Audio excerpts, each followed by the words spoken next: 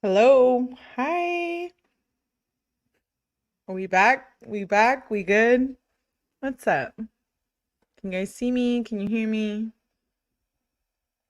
We're back after reading all those documents. What's up? Happy Saturday evening. I see 𝗟𝗏𝗃𝗃. What's up? Thanks for being here, loves. I appreciate you. 𝗟𝗏 day one. Day one. Yeah. She's my day one. She knows. She knows what's up. I appreciate you, my friend. 𝗟𝗶𝗸𝗃 too. Appreciate you for being here. Mod.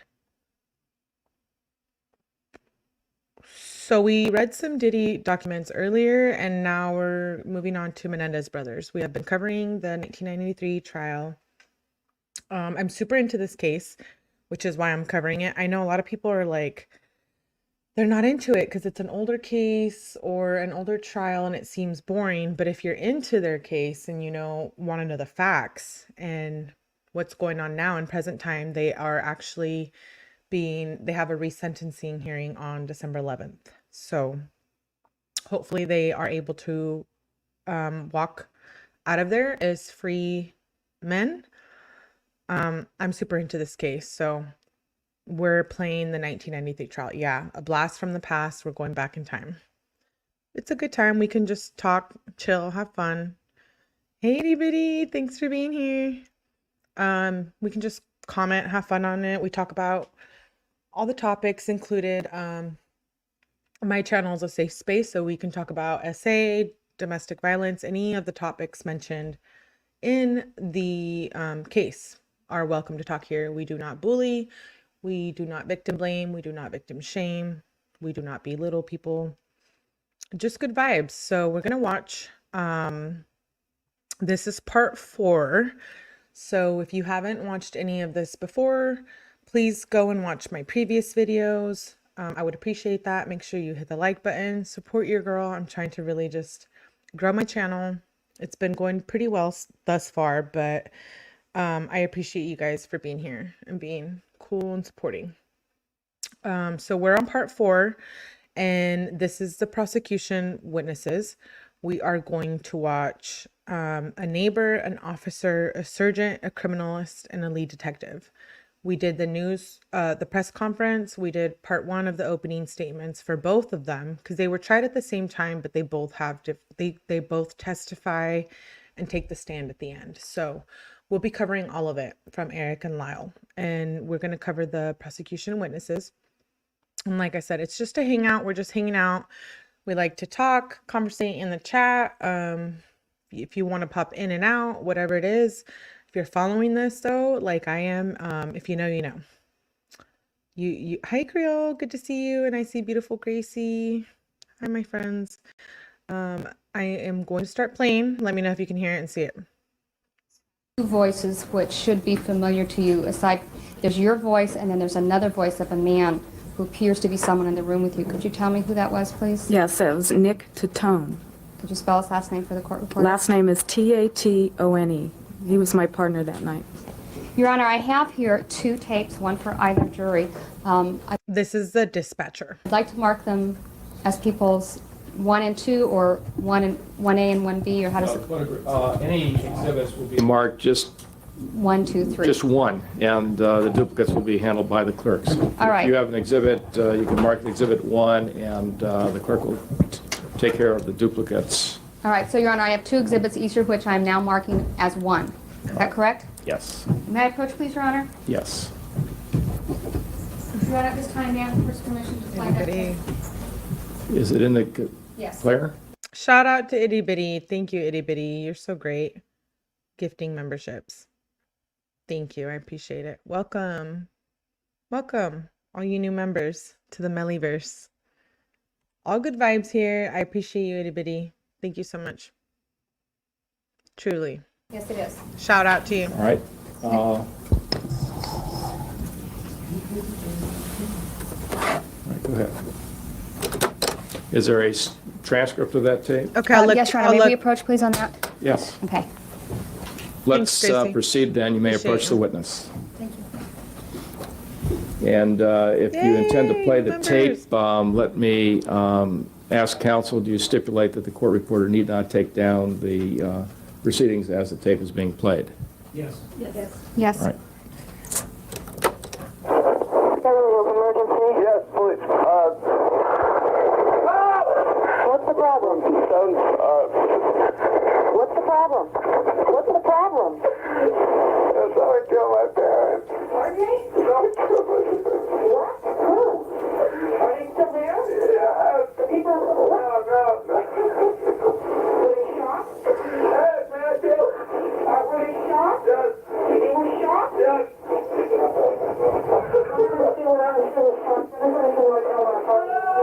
What happened?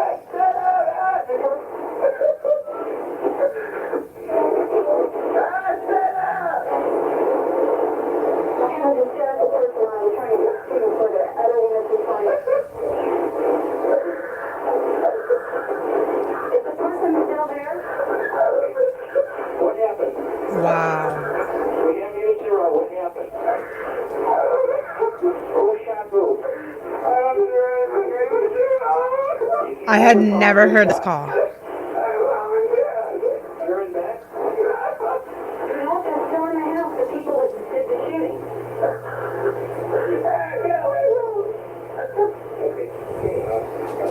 Let me talk to Eric. Who is the person that was shot? My mom and my dad. Your mom and dad? My mom and dad. Okay, hold on a second.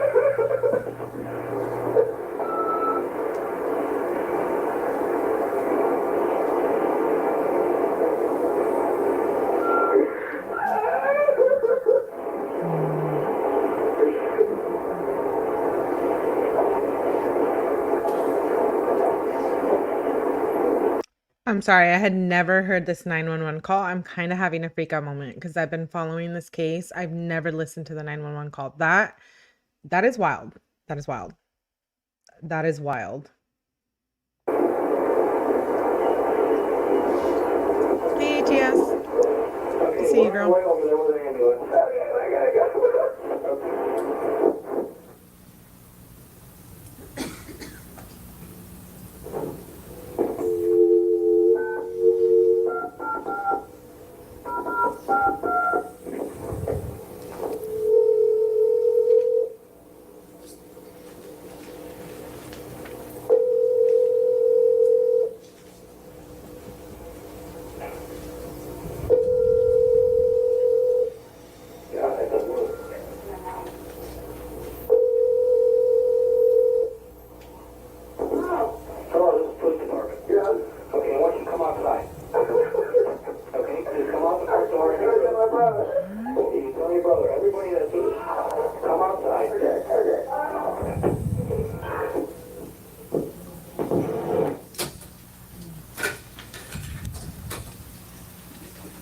Ms. Nye, was that an accurate recordation of the events of that evening? Oh, sorry. Yes, it was. Now, in the tape, it appears that a phone call was made near the very end of the tape because you can hear the tones of a touch-tone phone. gosh, Is that that's a correct? protocol. Yes. Okay, was the house involved actually called back by the police department? Yes, it was. And how was it that the police department knew the phone number so that they could call back? It comes in on our 911 screen. We get a 911 call. It gives us the phone number and the address on the screen. So during the first phone call, was that information then Doodle flashed onto your Mom. screen? Hi, love. Okay. May I have a moment, please, Your Honor? Yes. Did I miss you? I didn't miss you. Where? Ms. Knight, were you on duty the entire evening that night? You know, I honestly don't remember what time I started, but I believe I started mid-evening. I'm not sure. What is mid-evening? About 10 o'clock. Did you receive any phone calls prior to the 911 call reporting shots fired? No. Let me just finish. Shots fired in the neighborhood or vicinity of the North Elm location. No, we didn't. So the first notice you had was this phone call that's in People's One? Is that Yes. correct? Thank you. I have nothing further. Cross-examination? Thank you, Your Honor. Ms. Nye, you had been with the Beverly Hills Police Department how long back in 1989? But then I was a little over 2 years. All right. And during the 2 years, were you working as a dispatcher? Yes, And as a dispatcher, you would take calls about crimes, is that correct? yes. And would it be fair to characterize this particular call as a highly emotional one?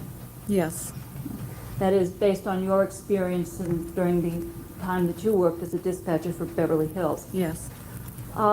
Was there any other contact with this residence on Beverly, with the people inside 722 North Elm Drive, other than what we heard on the tape recorder? From my standpoint? Yes, No. that you had. No, And did you yourself dial back the second call? no, that was my partner. Do you have any recollection as to when units were dispatched to 722 North Elm Drive? Immediately. And do you have any recollection, based on what you were able to monitor, as to when those units actually arrived at the home? They probably arrived within 1 to 2 minutes. And do you think that, based on their arrival time at the home, you could be wrong about the time that might be passing? Yes, I could be wrong. Now I'm thinking in my mind they set up a perimeter before, but I'm not sure whether that's before they went in the house or before they asked us to call and have them come out. I mean, I'm really not certain. All right, thank you very much. Your Honor, may I approach, please? Any cross-examination by the defendant, Lyle Menendez? Yes, just.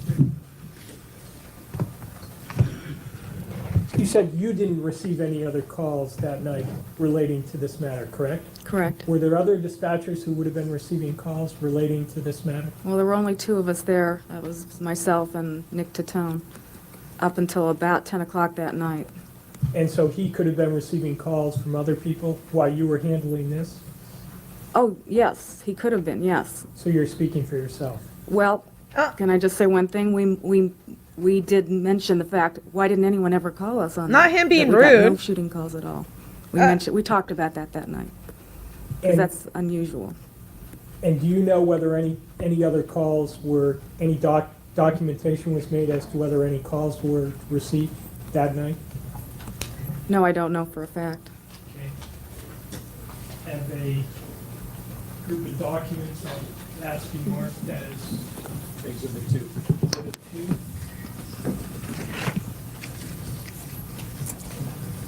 Hey Tony, hey Scott, and I also saw Paul T. Paul T. Thanks for being here. I appreciate you guys. Exhibit 2. Do you know what that is? That's, yeah, I saw this prior to coming in here. 911 dispatcher right here. Just times of when people were dispatched.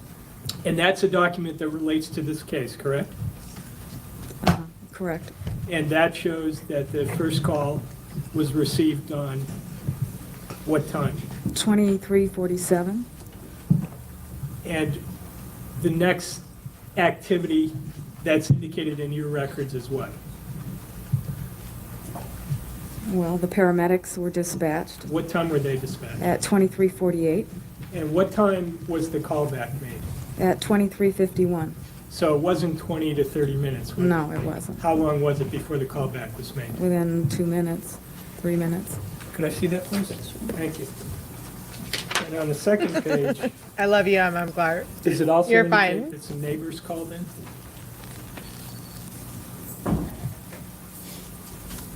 Yes, this was after the fact. Okay, what time did neighbors first call in? 0043, which would be 1:45 Quarter to 1 on which day? on, that would be August 21st. And you received your call shortly before midnight? Mm-hmm, And this call from a neighbor came in shortly after midnight, correct? yes, There were other calls there from neighbors later on? yes. Thank you. That's all I have. Any redirect? Just briefly, the document Peoples 2, which, Exhibit 2. excuse me, Exhibit 2, Defense Attorney District, could you explain to me how this document is prepared, if you know? I don't, no. And is the entry here about the callback being at 2151, does that refresh your memory as to when, in fact, The callback was made to 722 North Elm? Well, yeah, now that I see it, it was almost 4 years ago, but yes. Okay, thank you. I have nothing further. Anything else from either counsel? No, Your Honor. No, Your Honor. All right, thank you. You may step down. Your next witness. Yes, Your Honor. People call. Okay, so now we're going to see, that was a 911 dispatcher, and now we're going to hear from the neighbor. 𝗵𝗃𝗃, I wanted to just go back to your comment. Thanks for being here, my love. I appreciate you. My channel, we can talk about anything, so you're always welcome to talk about whatever. And ATS News, thanks for being here. Scott, all of you, I appreciate you. So now we're going to move on to Avrille Krom, which is the Menendez brothers' neighbor. Mrs. Avrille Krom to the stand. Sit down, relax, and tell us your name. I'm Avrille Krom, Oh, sorry, Avrille. AVRILLEKROM. Mrs. Krom, would you just sit back, please, and take a deep breath?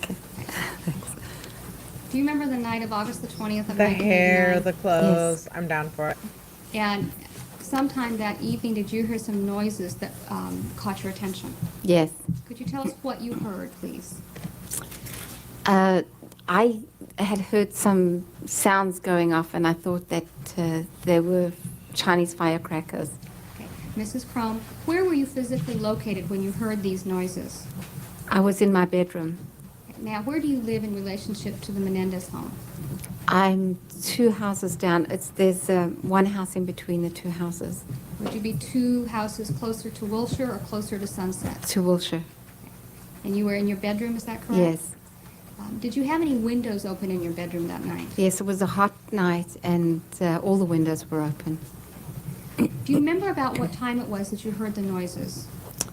It was between 10 and 10:15. Is there a way that you can remember what time it was?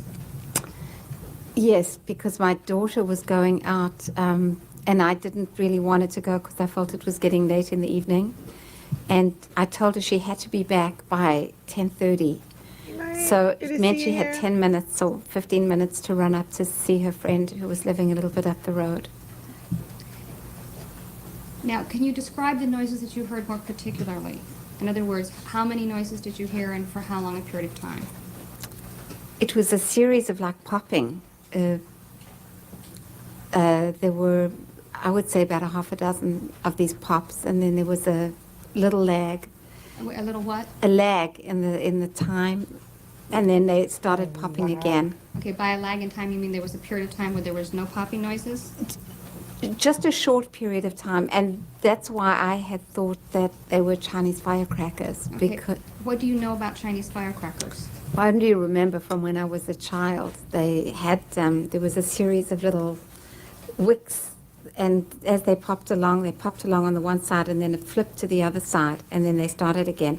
But there was a time lag in between from the time, I don't know if it's the same in this country, but from the time that they popped on the one side till they ignited on the other, there was a time lag.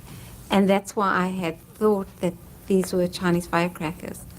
Was anyone else present in the room with you when you heard the noise? Yes, my son. Okay. Did your son want to call the police? Yes. Can I stop for a minute and ask that you sit down? Oh, Your Honor, I'm Just- sorry. Just sit down. Okay, Go ahead. all right. Mrs. Krom, did your son want to call the police? Yes. And did you dissuade him from doing that? Yes, I wouldn't let him. Okay, thank you. I have nothing further. Cross-examination.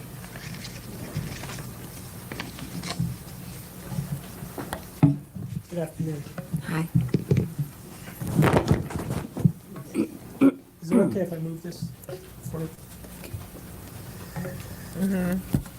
Mrs. Krom, you lived south of where the Menendez home was at that time, is that correct? Yes. And these homes along Elm Drive are rather close together, isn't that true? Yes. The amount of space that separates you from the next house to the north is very narrow, isn't that true? I don't know what you mean by very narrow, but it's not a huge amount of space. No. Well, for instance, is it about the space where you are sitting to the wall to your right there? To the next house? Right. From my house? No, Yes. it's more than that. From the side that's nearest your house to your next door neighbor's side wall, How far would you say it is? At least double that amount of size. And you say You're that talking about from where you are to that wall? Yeah, Okay. double that space, correct? yeah, That's 15 feet from where the witness is to the Right. wall.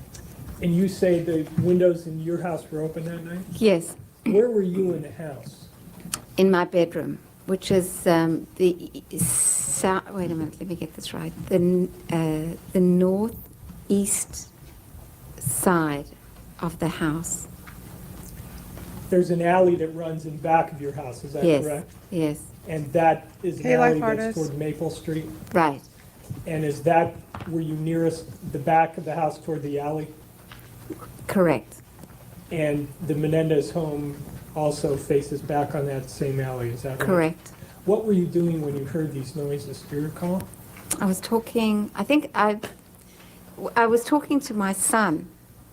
I know I was talking to my son because he said, I'm going to call the police. And I said, you're not going to call, don't be ridiculous. And in terms of what you heard, these popping sounds, is it correct to say that these popping sounds were in very quick succession? Yes, As in pop, pop, pop, pop, pop? yes, And I think you also indicated that there was somewhat of a lag, correct? yes, But that was a very short period of time, correct? correct. Almost instantaneously before you started hearing it popping again, correct?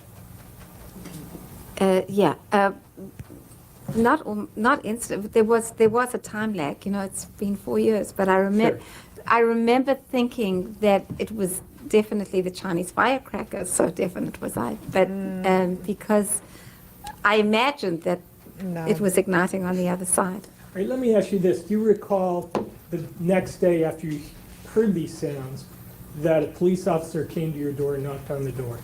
Yes, And you recall that at some point after the police officer knocked on your door that he had you come down to the police station and actually interviewed you about what you had heard that night. Do you remember that?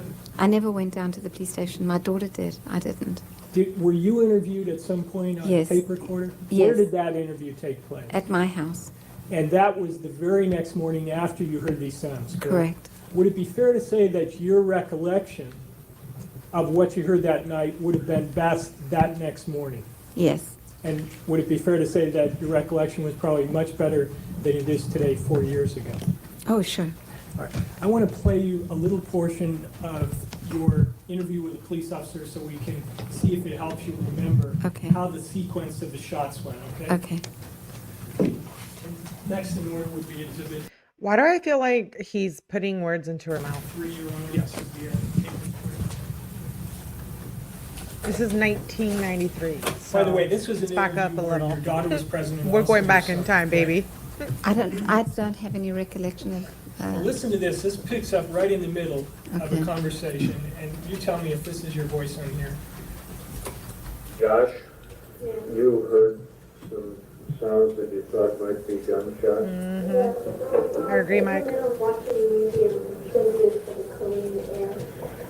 And it was about halfway in between, and it was around 10, and I started hearing shots about 6 in a row. And this is from you also, heard them? I heard them too. And I thought they were trying to firecrackers because they were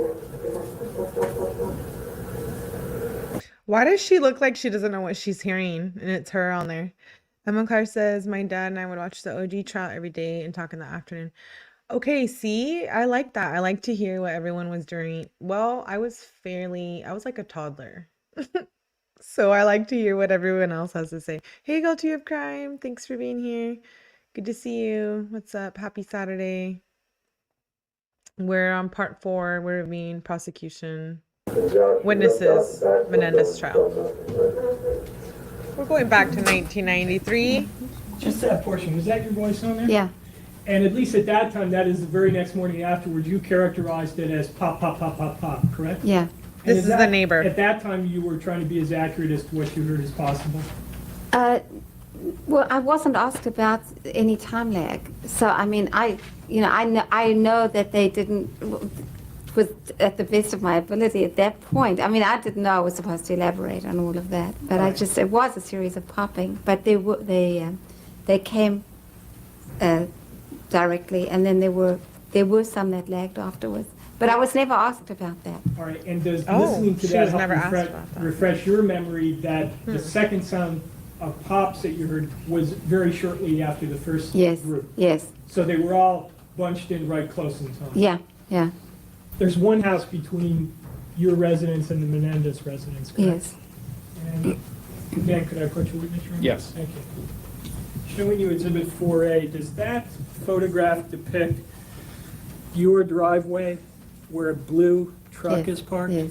And in the upper right-hand corner of that photograph is a white house. Is that the Menendez home? Yes, So that's how far your house is from the Menendez house, Right. correct? So it's fairly easy for you to hear those shots at night, is that correct? yes, And is that another shot showing the distance between your house and the Menendez home? yes.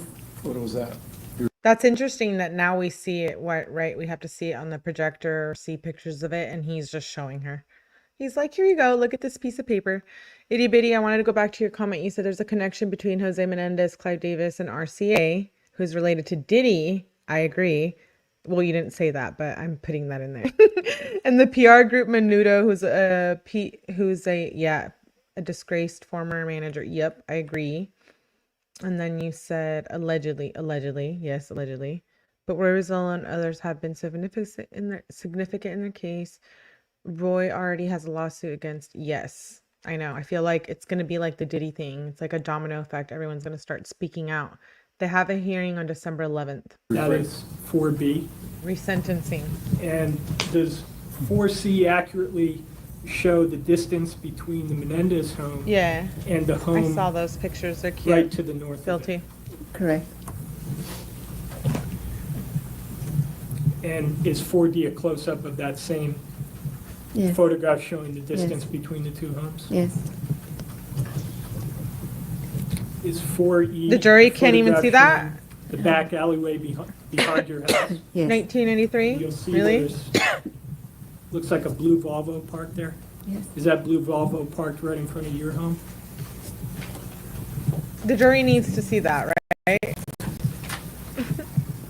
It looks I'm like it, tripping yes. out. Okay. And the Menendez home is in front of the blue Volvo where the first set of garbage cans are? Right, next to the white guest house there. Sorry, next to the white guest house. There's a white guest house. Is that another photograph 4F showing the same distance between the back of the Menendez home and your home, which is depicted Yes, in the lower left-hand corner where there's appears to be a white right, fence? fence, yeah. And for G, does that show the distance between the back of the Menendez home and the house Yes, directly adjoining it, which would be 720 right, Elm Drive? right.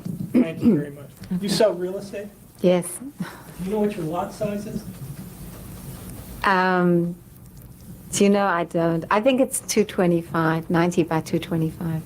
And is that about the same size as the lots on the street? It gets a little bit bigger as the block goes higher. This is the neighbor, As you go Menendez north, Yeah, neighbor. larger. it gets a little bit But in your larger. block, that's about the block size? Yes. Thank you. That's all I have. All right, any cross-examination on behalf of the defendant, Erik Menendez? Yes, Your Honor, thank you. Mrs. Krom, did you speak with any police officers on the evening of August 20th? Yes. That was the next day you're talking about? No, this is the same evening that you heard the noise. No. And did you first speak with the police the next morning? Yes. And when did they come to your house? 6:30 in the morning, somewhere around there. Did you speak with them at that time? No. Did you speak with them later? Yes. Approximately when was it that you spoke with him, with the police? About 8:30. Okay, and that was at your home? Yes. Did you become aware that either your daughter or your son had spoken to the police when they came to the house at about 6:30 in the morning?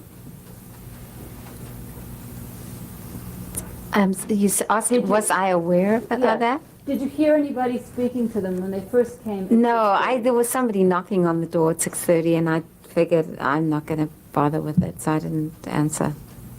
Was the person that you spoke to She didn't answer. later on that morning a person by the name of Edmonds, a Sergeant Edmonds? Forgive me, I'm terrible with names. I don't know, it may have been. Did the I would person have that answered. spoke to you take notes? Yes. And these were notes that were taken down as you were being interviewed? You know, I don't remember, but I think so. I mean, I remember when they interviewed my daughter that they were taking a lot of notes, and I think that must have fallen off with Now, were these notes being taken that you saw while they interviewed your daughter, was that at the same time as the tape recording was going on, or was that at a different time? I'm not sure at which interview this recording was done because I got interviewed quite a few times. And I really don't remember which interview I said what, except that I said more or less the same thing at every time. In the first interview that you had that was at your house, Yeah. did the police ask you about hearing any noises? Yes. Okay, and was it then that you remembered the firecrackers that you heard the night before? It was actually when my son said to me, because I never connected a murder with the sounds that I was hearing. And when I'd heard that there was a murder on the street, it was only when my son said, "Oh, Mom, that's what I was telling you. Those were shotguns." So I only then did I click what I was hearing as to what was going on. Did you tell the police when you talked to them the next morning that you believe you'd heard 6 shots? 6 sounds, 6 separate. Yeah, I know it was in excess of 6. I mean, it was. So you gave So you're them not a sure? number that you recall, correct? Beyond reasonable doubt. I believe it was in excess of 6. And I don't remember then. Please. I mean, what I said. And nobody showed you your notes or anything, right? He gave me the notes. I don't know where they are. Oh, my. In any What do event, you you guys told think? them that you heard firecrackers because that was the best way you had of describing the sound. Don't mind me being a Yes. gallery back there. Now, let's focus on the time. You said that you were in your bedroom when you heard the firecrackers, Yes, and you were with your son Josh. yes. And was there something on television? Yeah, there was something about an airplane crash that he was watching intermittently while talking to me. Now, when you heard the sound, did you look at the clock? Not specifically at that time, but I had been watching the clock all the time because I wanted my daughter back in the house, and her friend was late to pick her up. So at the time you heard the sounds, had your daughter left yet? No, not yet. And do you recall looking at the clock when your daughter left? Yes. And what was it when your daughter left? I think it was around 10:20, 10:15, 10:20, Okay, somewhere so in it would be correct then to say that you heard these sounds before your daughter left Yes. at 10:20? Yes. And can you tell us about how long before your daughter left that you heard the sounds? A maximum of 20 minutes, probably 10. I would, if you asked me to get more specific, I would say 10 minutes, somewhere around. I think it was around 10:10, somewhere around there. I like it. I grew up in the And 90s. your bedroom, I believe you told us, is at the back part of the house? Yes, Your I'm a daughter 90s baby. Jennifer's bedroom is at the front of the house, Yes. correct? Was it normal at that time of year for all the windows in the house to be open at night? Yeah. Okay, so that, do you know where your daughter Jennifer was when you heard She these was sounds? she was in her front room, in her bedroom in the front, Ooh. waiting for her friend to come for her. So she was watching out the window. And she was watching directly on the street. Yes. Do you know whether or not she reported hearing anything? She didn't hear anything, no.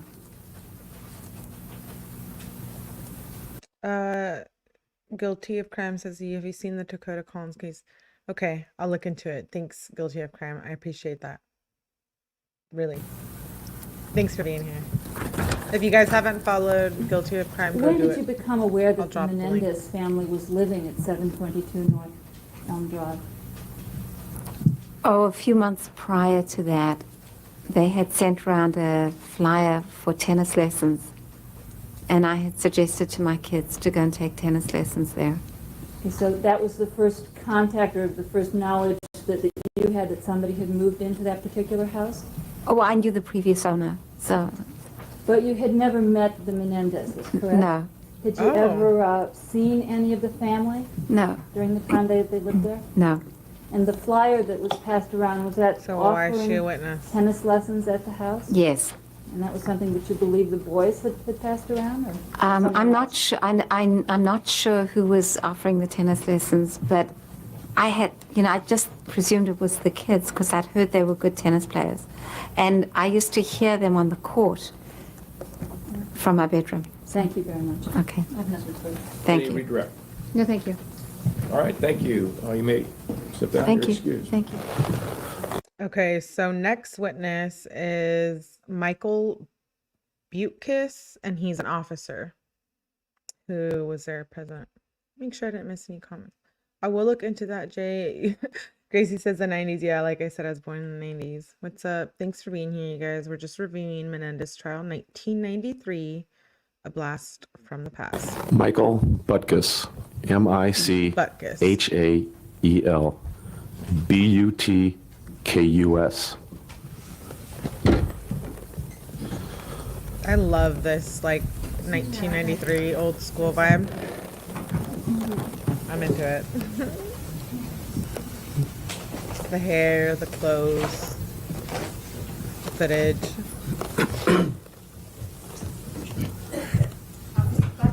What do you do for a living, please? I'm a police officer for the city of Beverly Hills.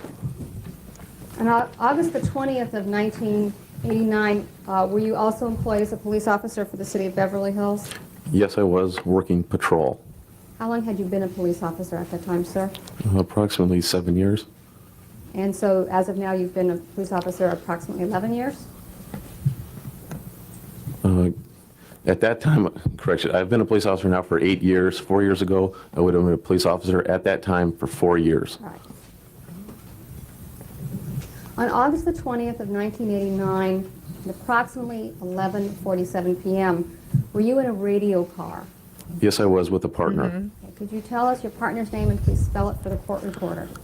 His name is John 𝗟𝗏𝗃, JOHNCZARNOCKI, I believe. Now, Officer Butkus, sometime around 11:47, did you receive a radio call which sent you to an address? Yes, I did. Do you recall from whom you received the radio call? From the Beverly Hills Police dispatcher. Was that Ms. Nye or male? It was Ms. Nye. And at that time, did you then proceed to 722 North Elm Drive? Yes, I did. When you got to 722 North Elm Drive, were you the first police unit on the scene? Yes, my partner and I were in the car, and we approached that address in a southbound type direction, parking approximately 2 houses away from 722. Did you also park on the west side of the street? I don't recall the exact side of the street. What did you do then? I then You don't exited the recall? car with my partner, and on foot, we approached the house. What Is happened it in your then? notes, officer? We stopped for a moment, approximately a minute and a half went by when I heard some screaming from the front of 722 North Elm. Where were you physically located when you first heard the screaming? I would be on the east curb. The house is on the east side of the street, so I was on the curb. Okay. At that time, did you have a weapon drawn? No, not just yet. Did you know what to expect when you got there? Well, receiving the call that there had possibly been a shooting, I didn't know exactly what to expect. So Was that the total of the information that you had when you approached the location? That was all we had. So you heard some screaming, is that correct? Yes. Could you tell from where the screaming was coming? It was coming from the front door of the house, 722. Could you tell at that time if the door was open or closed? I could not. The entire area was nighttime, obviously. It was very dark. The streetlights were the only illumination, and the house was not illuminated in any way, any other light type of lighting. So it was very dark. Was there any sort of impediment between you and the house? Yes, there's a steel gate that surrounds the perimeter of the house. Was any portion of the gate open when you first noticed it that night?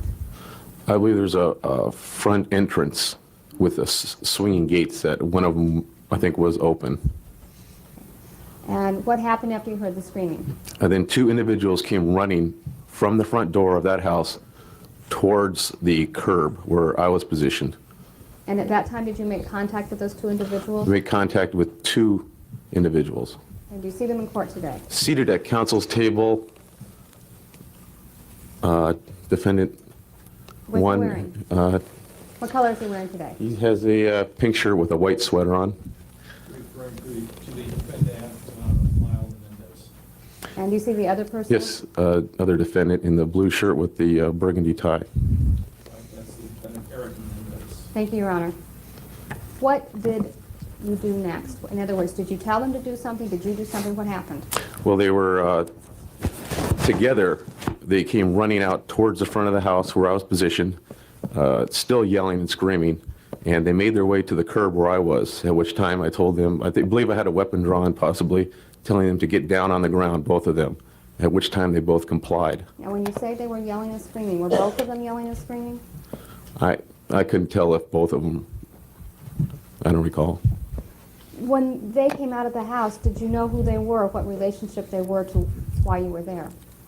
No, I did You not. told them to sit on a curb, is that correct? I told them to just get down on the ground. Okay, so in what manner did they, in fact, get on the ground? They both went down onto all fours and then later into a sitting position. Okay, did you ever do what's known as prone them out? I guess you could call that proning out on the curb area there, yes. Could you tell the jury what proning out is? Is when you ask a subject to get down on the ground, you're proning them out, meaning lay down on the ground with your belly on the ground and your hands and legs also on the ground, and hopefully with the face down. Okay, did they in fact do that? For a moment, yes. Okay. After that happened, what did they do? They got into a seated type of position where I tried to ask them questions to decipher what was going on. Okay, and do you remember which of the two you asked, or did you ask both of them, or how did that work? I just asked both of them simultaneously. And where were they physically located? Were they next to each other? Was there any distance between them? They're next to each other, maybe a foot apart. Were they seated? Yes, they were on the a grassy area on the curb. Was that the grassy area between the sidewalk and the curb, or between the sidewalk and the house? Between the street and the sidewalk, the grass median. Okay. So you asked them questions, is that correct? Yes, I did. What kinds of questions did you ask? I wanted to find out what was going on inside, if someone had been shot, if there was a suspect still inside the house. And what did you find out? At the time, they were very distraught, and they were uncooperative in giving any type of answers to that. They just kept saying the same old phrases over and over. And what was the phrase? Oh my God, oh my God. And this continued for a while, approximately 1 or 2 minutes, where I continued to ask the same questions over and over, at which point they were still moving from a seated position back to a all fours on the ground position, banging their fists on the ground. And I don't recall which defendant took his hand and pointed towards the house and continually kept saying, just go inside and see, just go see. That was the only type of response I got from them. If they don't remember, why are they up there testifying? These are things that are important. It's not just basic details. During the period of time that you were trying to converse with the defendants, did other units arrive at the scene? Yes, there were other units at the scene. And about how long after you first arrived was it that you notice the That you presence of just other said units? sometimes notifications. Almost immediately, there were other backup units there. After one of the two defendants Thank said, just go see, what happened then? Then the sergeant on the scene approached me with a number of other officers, and due to the fact that we weren't getting any workable information from the two defendants, there was a necessity to go into the house to find a suspect or possibly someone who had been shot or injured. Were either of the two defendants crying when you saw them? Nothing that I would say was real crying, in my opinion. Well, did you see any tears? It was very dark. Their faces were a reddish color, but I don't recall seeing what I would say real teardrops coming off their face or anything. Okay. Now, after you were told go see, did someone in fact go in the house? Yes, the sergeant set up a number of a unit to go in and check the house, which I was a part of. There was a number of officers with the sergeant. And so you went inside the house, is that correct? Yes, with the other members to search the house. Was someone left behind to stay by the defendants? Yes, another officer took them over to, I think, a patrol car to be seated in. I'm not sure. Do you know the name of that other officer? I recall 4 years ago it was Officer Angel, who's no longer with the department. Okay. And then you went inside of the house, is that correct? We developed some type of plan, and then we, yes, prepared to enter the house. And did you in fact go inside of the house that day in order to determine what had happened inside? Yes, I did. Okay, thank you. May I have a moment, please?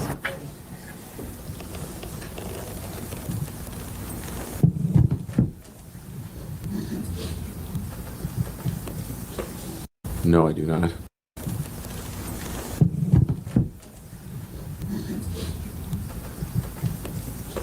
I have no further questions of this witness at this time. Cross-examination? Officer, when you first met the two people coming out of the house, it's true, is it not, that they were very distraught and upset? Yes. And that's a description that you also told the grand jury in this case? Yes, it correct? is. That they were both very distraught and upset? Appeared to be in that, yes. And when you told them to get on the ground, they did so immediately, isn't that true? Yes. You said it was very dark that night, is that correct? Yes. Well, describing the area around the house as being dark, no real illumination other than the street lamps on that street. You remember at the grand jury proceeding, you were asked whether you saw any blood on either one, and you said, gee, it was too dark, I really didn't notice. I was asked that, and that was my reply. And is it true that your main focus when you first met up with the two gentlemen coming out of the house was to get into the house to see if there was any suspects in there? Or the nature of the call was a shooting, so I was concerned that someone might be inside that had been shot, also to find if there was a victim that needed medical assistance. And you don't know whether they were crying or not before you arrived, correct? I don't know whether they're crying. No, I do not. You'd never seen them before? I've never seen them before. And you don't know how they act when they're distraught and upset, do you? No, I do not. That's all I have, thank you. Okay, next witness. Thank you, 𝗟𝗏𝗃, for gifting. I appreciate you. You're amazing. Shout out to you. Lots of love. I saw Mike become a member. Did I see someone else become a member? Kate Court, you made it. Hey, girl, what's up? Thanks for being here. And welcome to the membership. 𝗟𝗏𝗃, you're amazing. I love you. You're so supportive. I appreciate you very much. Okay, so the next person is Kirk West, and he's a sergeant who was involved in the case. Anything on behalf of That's the next witness. No, Your Honor, thank you. You redirect. No, Your Honor. All right, thank you. You may step down. What's up? It's Kirk West, Good to see you again, W-E-S-T. Right. Thank you, Your Honor. Mr. West, what is your occupation and assignment, sir? I'm a sergeant with the Beverly Hills Police Department. I'm assigned to the Patrol Division. And how long have you been so employed? 17 years. Were you on duty on the night of August 20th, 1989? Yes. Shortly before midnight, were you dispatched to the location at 722 North Elm Street, Elm Drive in Beverly Hills? Yes, I was. What was the nature of that call? I believe the call was the shooting just occurred.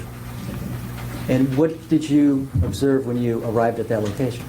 I was one of the last units actually to arrive there. Yeah, And my same. car was parked I know. 3 or 4 doors south, so I didn't really see that much of the house at that time. What did you see or notice about the location?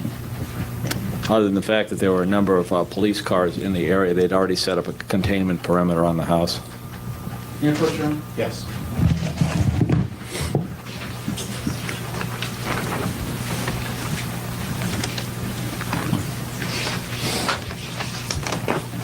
Sergeant West, I'm going to show you a photograph. I believe it'll be Exhibit 5, Your Honor. Yes. Take a look at that photograph. Do you recognize what's depicted in that photograph, sir? Yes, that is the front of the house. Would you describe for the jurors what you did when you arrived at that location? After I arrived, I went up to the front of the house. Although it's not shown in this photograph, there are some driveway gates, which would be just off the left. That's actually where I went in and onto the property, and I met there with Lieutenant Frank Salcido. Was he the supervising officer at the scene? Yes, he was. Did you have some discussion with your lieutenant? Yes, he made a decision that we were going to take a search team into the house. Were you assigned to perform the search? Yes, I was. Okay, did you actually do the search yourself? No, I brought 2 backup officers in with me. How many people were involved in the search team? Initially, it was myself and 2 officers, and later it grew to myself and I believe it would have been 5 officers total. Do you recall who those officers were? The initial officers that went in with me were Officer Don Prenesti and Officer Michael Dillard. And did you have backup officers as well? Yes, I did. Do you recall who those officers were? Initially, my first 2 backup officers were Officer Mike Butkus and Officer John Zarnacki. Now, what was the purpose of this search?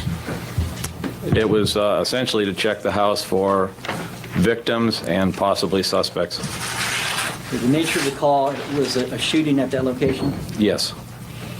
Would you describe for the jurors what it is in particular that you did in commencing this search?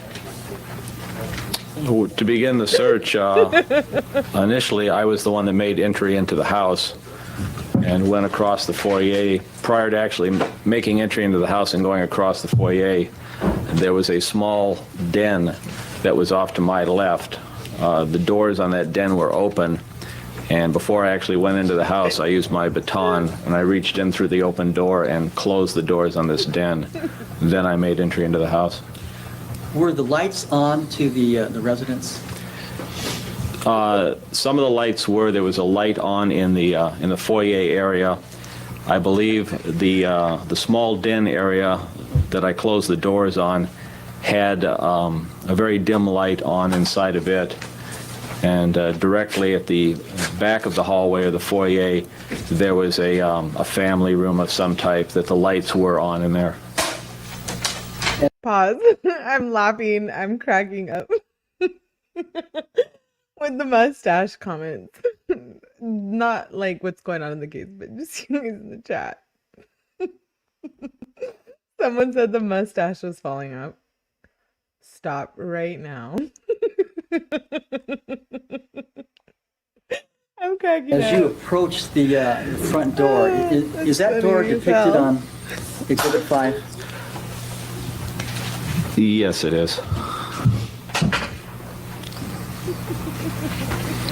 And you entered into that door Yes. along with your search team?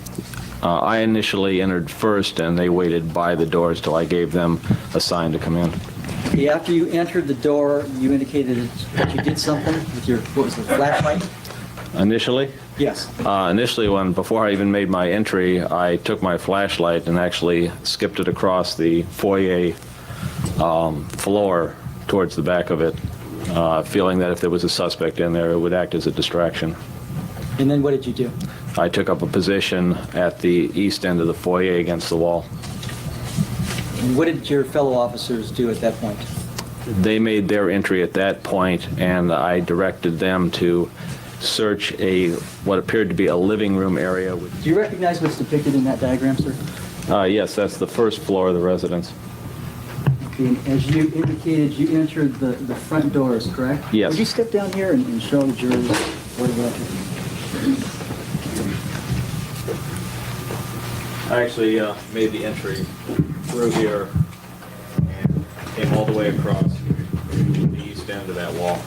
Excuse me, You're probably better off if you stood in the witness area there and so everyone can see. In through here and all the way across to that wall there. Why don't you get a pointer and stand up over here where the witness stand is, right? Get back where the seat is and get inside there and use a pointer. Okay.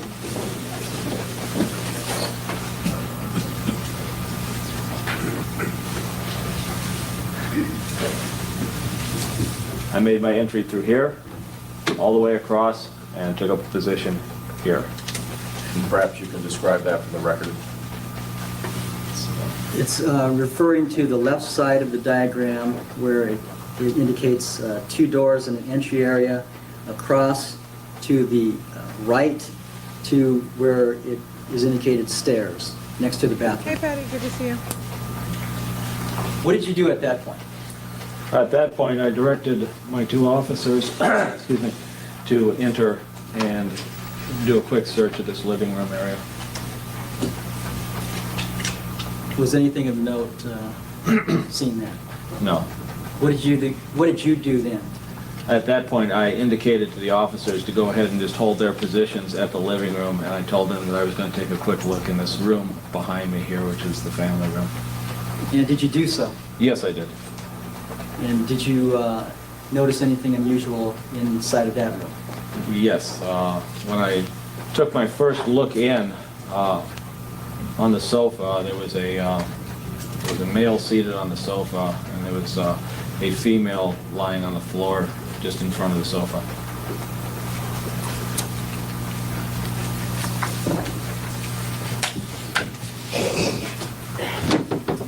Your Honor, I have another photograph. I have that marked as Exhibit 7. When you looked into the family room, what is it that you saw? Pretty much as that photograph depicts it. That's Exhibit... Pretty much. The male and the female there. Exhibit 7? Now, Pretty much. What is it that you noticed in particular about the person's... Well, there's one person seated on a couch and another Is that female sufficient enough? lying on the ground in front of them. Is that correct? That's correct. Did you actually go into the family room and examine the persons depicted in the photograph? Yes, I did. What did you do? I initially checked the room to make sure there weren't additional victims or suspects in the room. And without touching the victims, I used my flashlight and made a very cursory examination of them. What speak up? Could you repeat that, Sergeant West? Yes, after I went in, I made a search of the room for victims or additional suspects, and then I made a cursory examination of the two people there. Okay, we have two juries here, one in the jury box, one in the audience. They all have to be able to hear you. Yes, sir. What is it that you did in examining these two persons? On the male, I looked for any signs of respiration, which I did not see. He had a very large wound on his leg, which I noticed was not bleeding. There was a large amount of blood around him and on his clothing, and I also noticed that there was a large portion of the back of his head was missing. And with respect to the female that's lying on the floor in front of him? On the female, again, it was the large amount of blood that I noticed. She also had some very large wounds on her that were not bleeding at all. I did not notice any respiration from her either. I was able to look at her one eye. It appeared to be fixed, and she appeared to have one or two maybe wounds to the head also. Did you come to any conclusions about the nature of the wounds, the type of weapon used? Yes, I had a feeling that a shotgun had been used. Now, when you say you have a feeling, what is it that you base that feeling on? In this photograph here, you can see a louvered door. It's a wooden door. And from my position when I looked, I could see what I recognized to be a shot pattern or a portion of a shot pattern in that door, which indicated to me a shotgun. Have you shot shotguns yourself? Many times. Why is it based off feeling? I thought anything in the courtroom was supposed to be based off facts. So you're familiar with what sort of shot would come out of a shotgun? Feelings? Yes. And did that appear to be the type of shot that you're familiar with? Yes. I'm just kidding. You're like, please, Melly. Now, Please. when you shoot a shotgun, is there smoke involved? Here I go. Quite a bit. Did you see any smoke that night in that room? No, none at all. Did you smell smoke? No.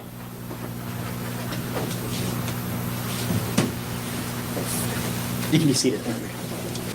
Sergeant West, did you at any time touch either of the persons depicted in that photograph? No, I did not.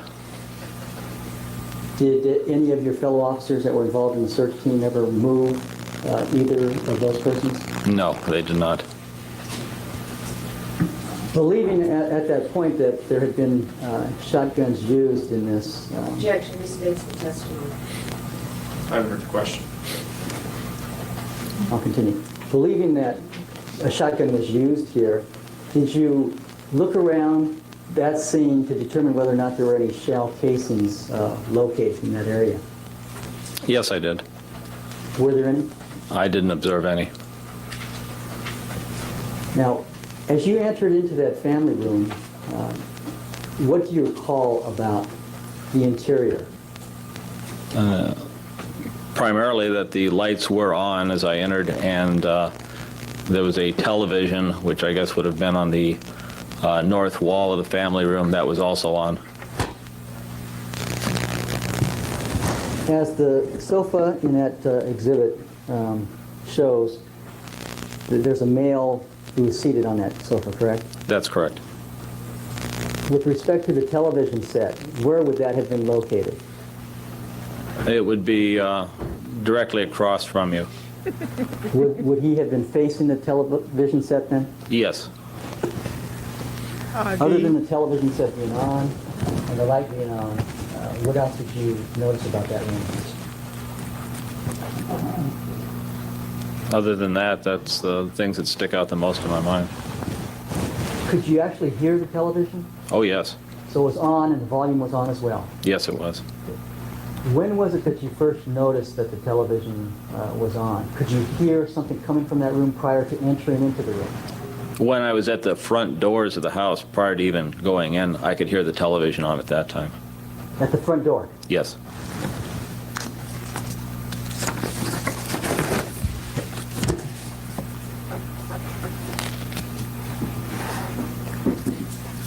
At some point, did you complete your search of that particular room, the family room?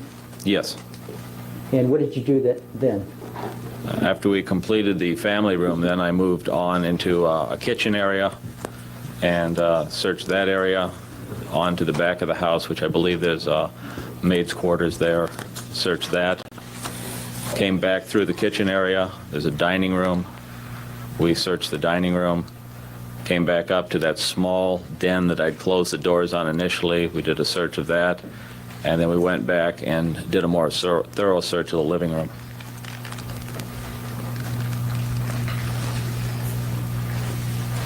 These are all rooms that you just indicated were on the first floor, is that correct? That's correct.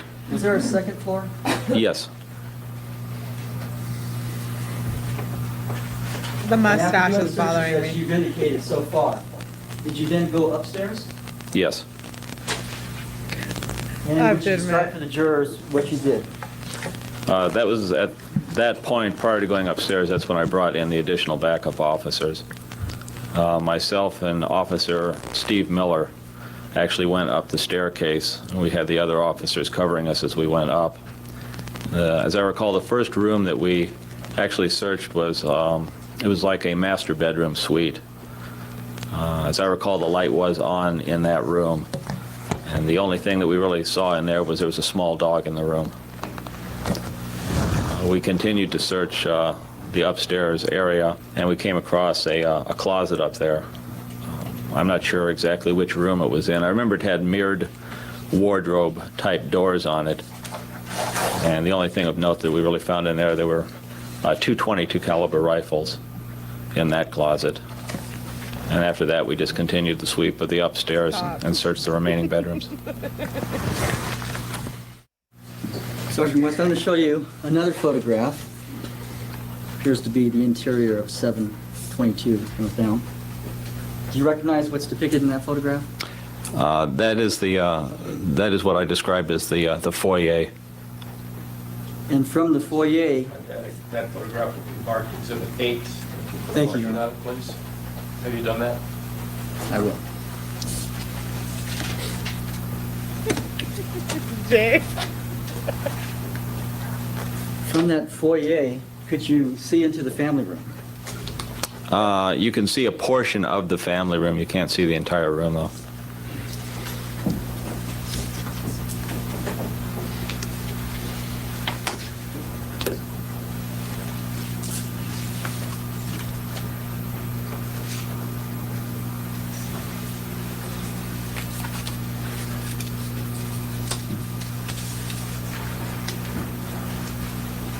Sergeant West, when you went into that family room that night, were the doors open? On the family room, yes, they were. Are there two doors that lead into that room? I believe they're double doors on that room. So they were open, Yes. and from that vantage point, could you see the television set on? No, I actually couldn't see the screen of it. I could see light coming from it. And you could hear it? Yes. Now, you indicated that you went to the rear of the house, is that correct? Yes, after we searched the main house. And there was a guest house behind the main house? Yes. And I have another photograph. May I have that marked as Exhibit 9? Yes.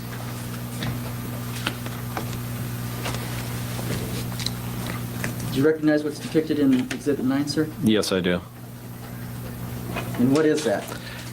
It shows a walkway that leads to a small guest house at the back. On the right is the swimming pool. On the left are the tennis courts. And what is it that you noticed about the guest house on that night, on the 20th of August? And the guest house, the doors there were also open and the lights were on. Did you actually go into the guest house? Yes. And did you examine the interior? Yes. What, if anything, did you find of note? We didn't find anything in the guest house.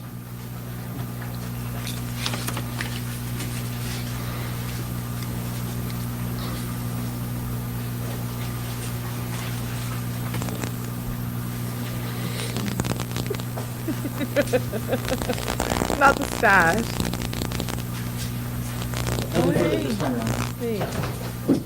Cross-examination? Sorry, this audio sucks. The room that you went into upstairs was what This you is not me. Let me what rewind. Be kind and rewind. what Damn room? it. Oh no. That's correct. But in the course of conducting this could hear search, some you were buzzing, able to sorry. really view the entire interior of the residence. Is that Yes. also correct? And you were able to make certain observations about what the residence in 722 North Elm looked like. Is that Yes. correct? Right. Taking you back to the search of the upstairs area, you mentioned that there was a closet that had mirrored doors that you saw two rifles. Yes. Do you now recall what room it was, or what room of the upstairs it was that you saw the closet with the rifles? No, I don't recall which room. Were you, you indicated that the first room that you went into upstairs was what you believed to be the master bedroom. Is that correct? That's correct. I have two photographs that I've previously shown to counsel that I'm going to marked as Exhibit 10A and 10B. May I approach Your Honor? Yes. Thank you. Your Honor, we will be substituting large photographs of these at some time in the future. Sergeant West, let me show you a photograph that's been marked as Exhibit 10A. Do you recognize what's shown in that photograph? That appears to be the room I described as a master bedroom. All right, and I'm also showing you 10B. Does that also appear to be the room that you've described as the master bedroom? Again, why isn't the jury seeing this? It's a trial. Why are they just... Yes, it does.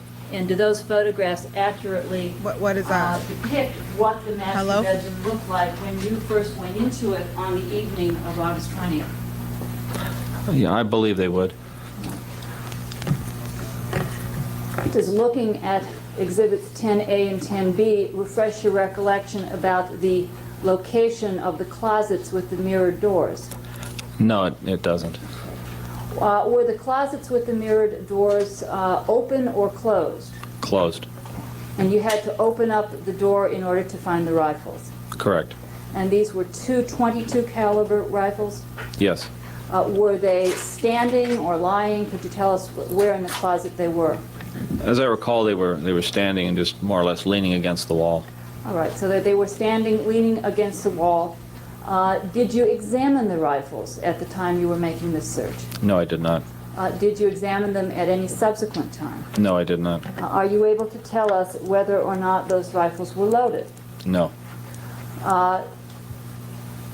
Where in the closet were they physically located? They were so that you could see them easily when you opened the closet, right? Yes. You didn't have to search through any clothes to find them. No. Now, directing your attention briefly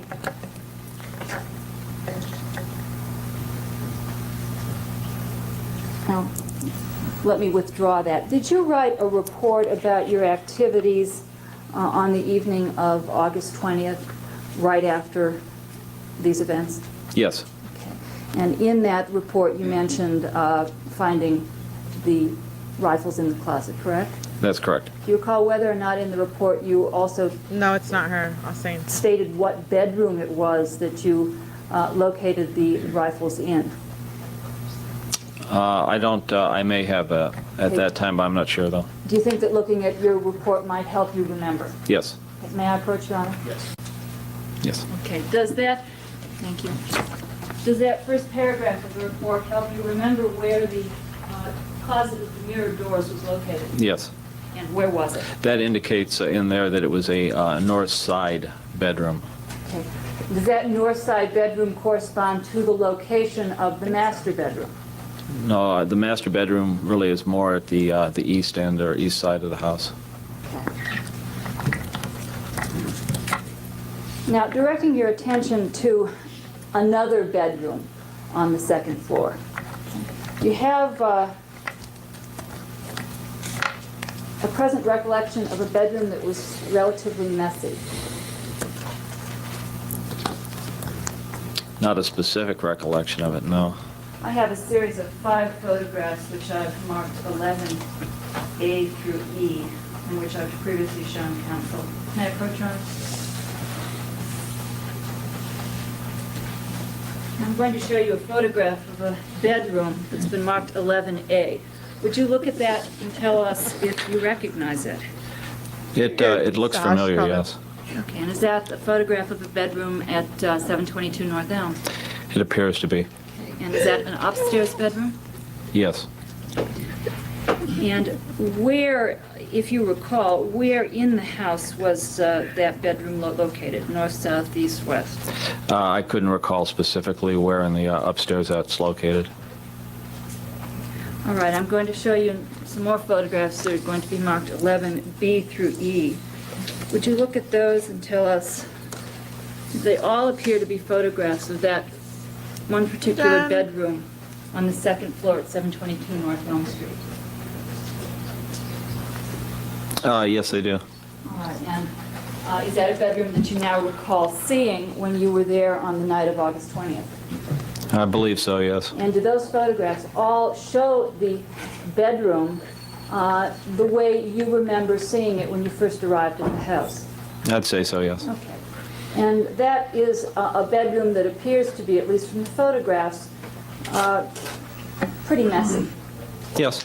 The drawers are open and things are dumped on the floor. Is that correct? Yes, there are drawers open and items on the floor. I'm going to show you a photograph of a bathroom that's been shown to counsel. I'm marking Exhibit 12. Would you look at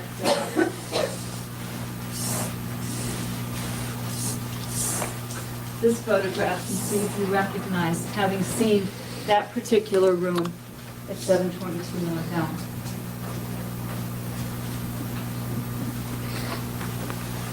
No, I don't recall seeing this room. Okay. And I have Exhibit 13, which is also a picture of a room. Would you look at Exhibit 13 and tell us whether you recall seeing this particular room at 722 North Elm? To go back, review.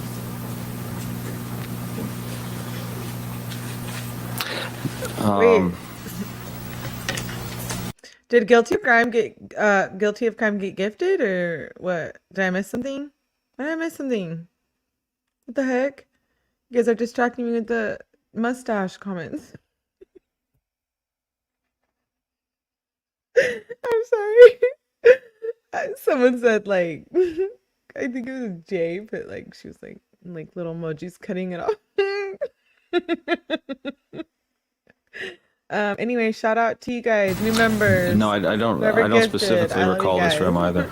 Does there seem to be something on the floor of the room that's shown in Exhibit 13?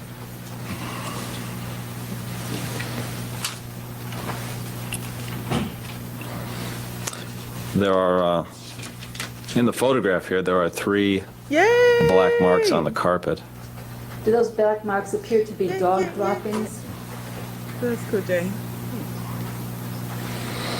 It's hard to tell from the photograph.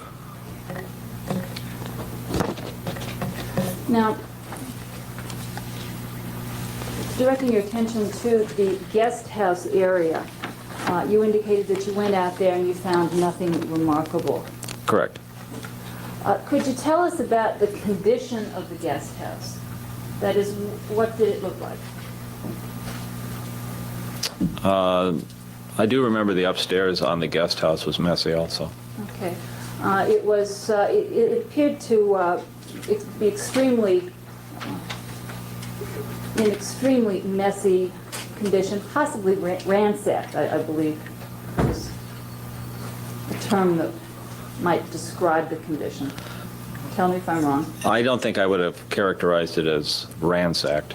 Okay. Did you write a report about the condition of the guest house as you remembered it from being there on August 20th? I may have. I don't know if I included a description at that time. All right, let me approach and show you another page of the handwritten report.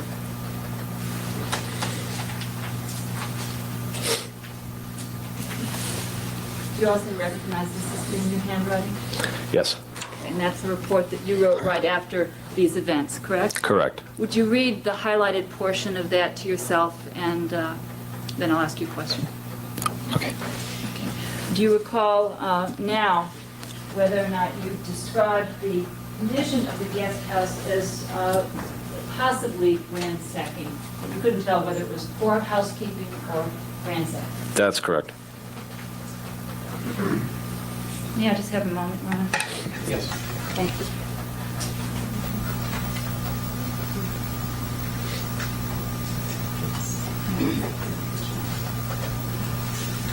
I have nothing further. Thank you. Further cross-examination? Sergeant West, is the reason that you didn't examine those rifles because that wasn't your job that night? Well, essentially, I realized we were dealing with a crime scene. My training has told me that you disturb as little in a crime scene as you possibly can because that's going to be handled by detectives. So would it have been the detective's responsibility to check out that evidence and do whatever they were going to do with it? Yes. Your responsibility was to just make the initial observations and make sure no one touched anything, correct? Correct. Now, do you remember who the detective was in charge of the investigation that night? No, I don't. Was Detective Zoeller present at the crime scene at some point? I believe he was.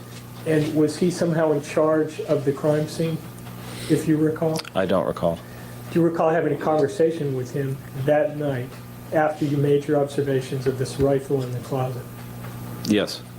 And do you remember telling him that you saw inside the master dressing room closet 2 .22 caliber rifles? I probably did, yes. And is that, having refreshed your recollection with that statement, does that help you remember where those rifles were? Thinking back on it, the way the house is laid out, it's such a large house. I'm really not sure if it was a separate bedroom or if it was an offshoot of the master bedroom. The thing I primarily remember was the mirrored doors. And when you made this statement, that would have been very shortly after you made your observations, correct? Yes. Would it be fair to say that your memory then was much better than it is today, 4 years ago, as to what you observed and where? Yes. That's all I have. Thank you. Can you redirect? Thank you, Your Honor. Sergeant West, when you saw the guns in this upstairs bedroom closet, did you at any time pick up the guns? No. You just made the observation? Correct. And I think you've indicated that it was the detective's job to go through a more thorough search. That's correct. Did you indicate that you brought it to someone's attention that you made that observation? Yes, I believe I did. When you thought that somebody other than yourself, for example, a detective, would do a more thorough investigation, who did you have in mind? There would have been a number of detectives there. I don't know exactly who would have, been actually responsible for it at that time, as to what rank. With respect to the photographs shown to you by defense counsel, exhibits 11A through E, Look at him. you have those in front of you? Yes. You indicated that it appeared to be a pretty messy room. The original ones, the ones that are depicted, the room that has the oriental carpet on the floor, yes. Did you believe that perhaps a burglary had taken place at that location? No. And when you went into the guest house, and you indicated that there was perhaps ransacking or maybe poor housekeeping, did you think that maybe there was a burglary in that structure? No.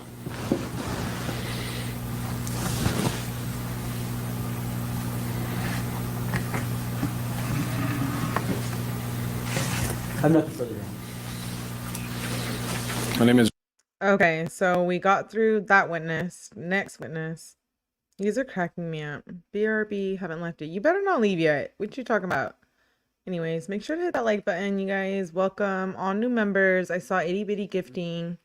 I see you guys talking your ish. The mustache. Stop. Gracie was like, I admire you, 𝗟𝗡𝗃. Wait till you catch me not being quiet, Gracie. Is Richard William... Let me... Oh, no. Okay, hold on. So the next person we're going to play is Richard Catalani, and he's a criminalist. Man, hold on. I got ahead of myself. Shit. Oh my God. Please. My minors.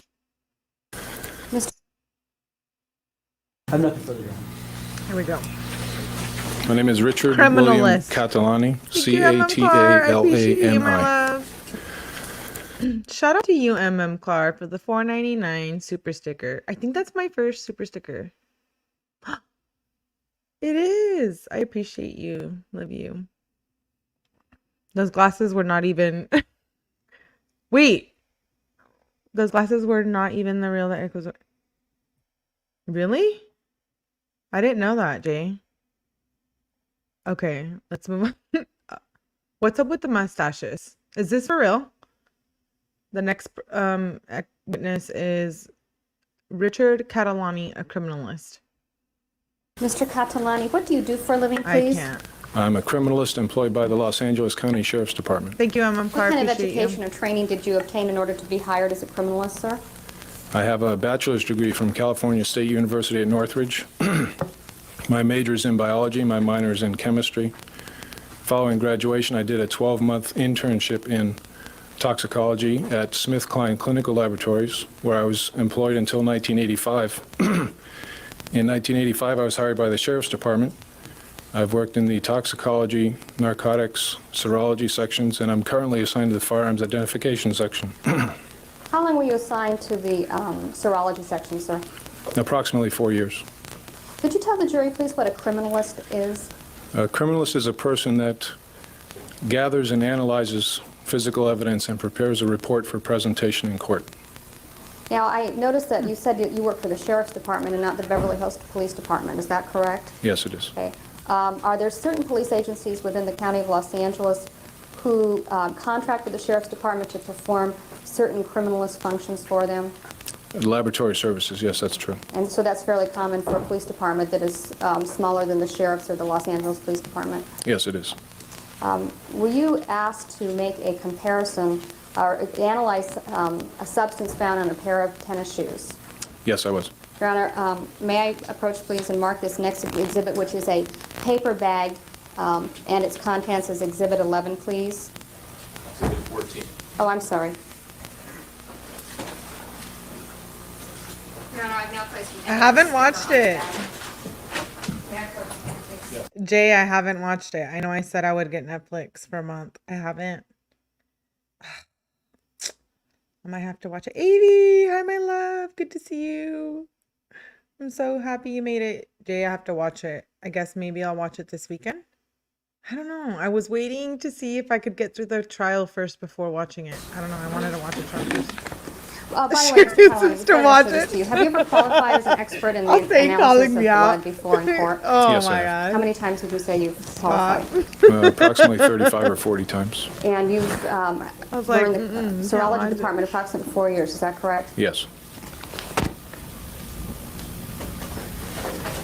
Showing you the contents of this bag, which is People's 14. I'd like you to, I will actually remove the contents, which is another bag, which is smaller. It seems to have, among other writings, your signature on it and the date 12/12/90. Is that correct? Yes, it is. Okay, and removing the contents of this bag, I'd like to ask you if you recognize the items which are contained within the smaller bag. Yes, I do. And could you describe them briefly for the record, please? It's a pair of white women's tennis shoes with bloodstains. Okay, and how do you know they're bloodstains? I did a test to determine that they were indeed human blood. Were you able to determine any further kinds of blood typing so that someone could identify them more particularly? No, I was not. Those stains on the shoes was... No, I was not. You weren't correct. I was unable to determine any other blood typing results. All right, well, why was that? I don't know. Sorry It could if be that that the buzzing bugs me out. length of storage between the deposit of the blood and the time of analysis was too great. The samples may have deteriorated. I tested blood stains that I located on both the bottoms and the tops of both of the shoes. And did you determine that there was, in fact, human blood on the bottom and the tops of both of the shoes? Yes, I did. And that was as far as you could get with your analysis? That's correct. Okay, thank you. I have nothing further of this witness. Look at how different it was back then. They could just put the evidence right in front of him. No projector. Is a jury seeing that? Like, what is going on right there? They're just like, oh, here's the tennis shoes. Money on the car. Mr. Catalani, you opined that Okay, I'll perhaps watch the it. reason why you couldn't get I'll let you further guys blood know when I typing on am those doing stains on the shoes was the deterioration due to the passage of time. This is that our one girl of right the here. theories? Yeah, that's one of the This is our possibilities, girl in the yes. white suit. When were those shoes first Leslie. submitted to the Sheriff's Department by the Beverly We Hills like her. Police? I believe in September of 1990. And did you do your testing on them in September of 1990? If I may refer to my notes, I can give you an exact Literally date. all saying. They're like, here you go, here's May the I shoes. approach the witness, Your Honor, to see what he's referring to? Thank you. I love her. I have some handwritten notes on laboratory paper that indicate that I started my testing on them on December 12th of 1990. And Do you have any indication of when you received the articles from the Beverly Hills Police Department? Yes, I have a laboratory receipt. It shows that they were submitted on September 21st of 1990. Wait. Now, He just pulled the receipt out of his suit that wasn't submitted into evidence. He's just like, oh, here's a receipt. I got it in my suit. Ask you a hypothetical. If this were a sheriff's Put it investigation in my case, suit while I was drinking and my they had coffee this removed morning. items that they suspected had blood on them from a crime scene on What the August hell? 20th, okay? Ordinarily, would they turn those items with suspected blood over to the laboratory within 24 hours? It's actually irrelevant. Sustain. Is there a need to refrigerate suspected blood in order to keep it from deteriorating? Yes, the best storage conditions are dried and then frozen. Okay. And is there a protocol in the sheriff's laboratory for how soon after obtaining suspected blood evidence it should be subject to this preservation method? As soon as possible. When you received these items on September 21st, did you have any information from the Beverly Hills Police Department as to when they had been gathered? I believe I did, but I don't recall what that time frame was at this point. After you received them, how were they stored? In frozen storage.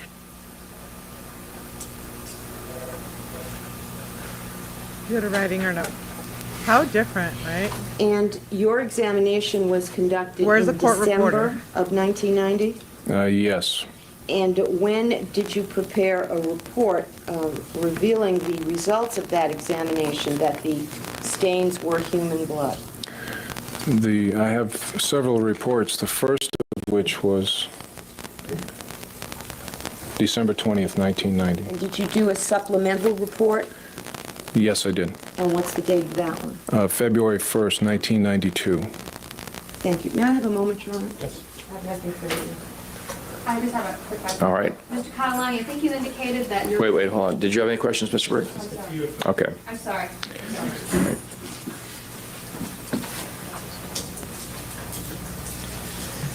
You said you were a criminalist? Yes, is that sir. right? And you said a criminalist is someone who gathers evidence? On occasions, yes. Did you gather any evidence in this case? No, sir, I did As in not. going to the crime scene and looking and see what happened? He's No, like, sir, I you did not. gather shit. Is your department somehow connected with the Beverly Hills Police Department so that if a criminalist is needed at a crime scene, you or someone in your capacity would go out and help them investigate a crime scene? We are available to, yes. Do they have their own criminalists? I'm not exactly sure what they have.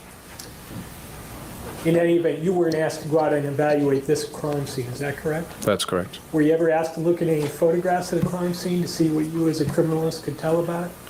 I have seen some of the photographs. I was not asked to draw an opinion from those photographs. Nobody asked you to make any opinions based on your expertise? Not from the photographs, no. That's all I have, thank you. Any redirect? Briefly. Mr. Catalani, I believe you testified that your receipt indicates the shoes were received on December the 21st. September the 21st. Thank you. That was my question. All right.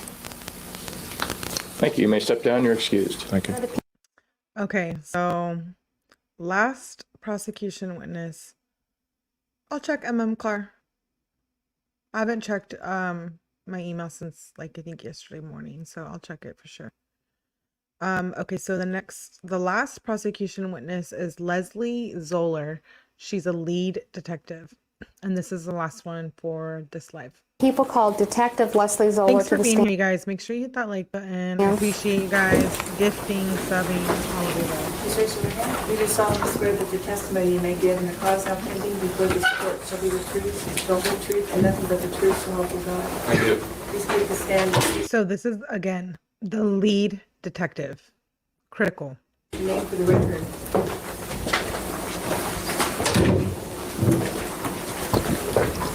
Leslie H. Zoeller, Zoeller. Oh my God, the mustache. Detective Zoeller, what do you do for a living, please? I am a police officer for the city of Beverly Hills assigned to the detective division. As of right now, how long have you been a police officer? 20 and a half years. How many years have you been at Beverly Hills?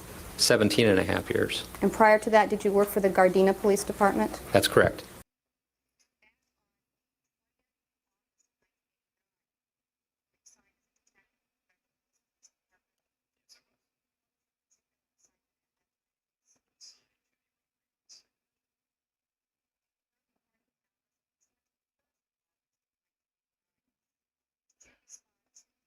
At 722 North Elm Drive in the city of Beverly Hills and the county of Los Angeles.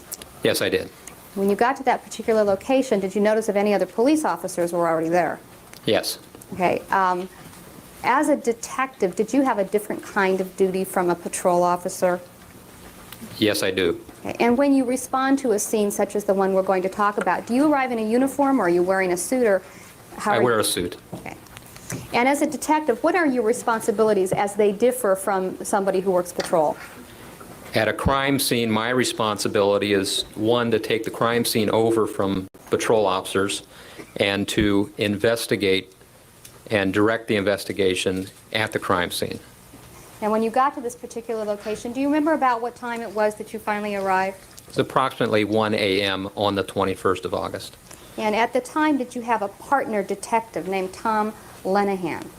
Yes. Do you remember if you arrived before or after him? We both arrived at the same time. We met at the station.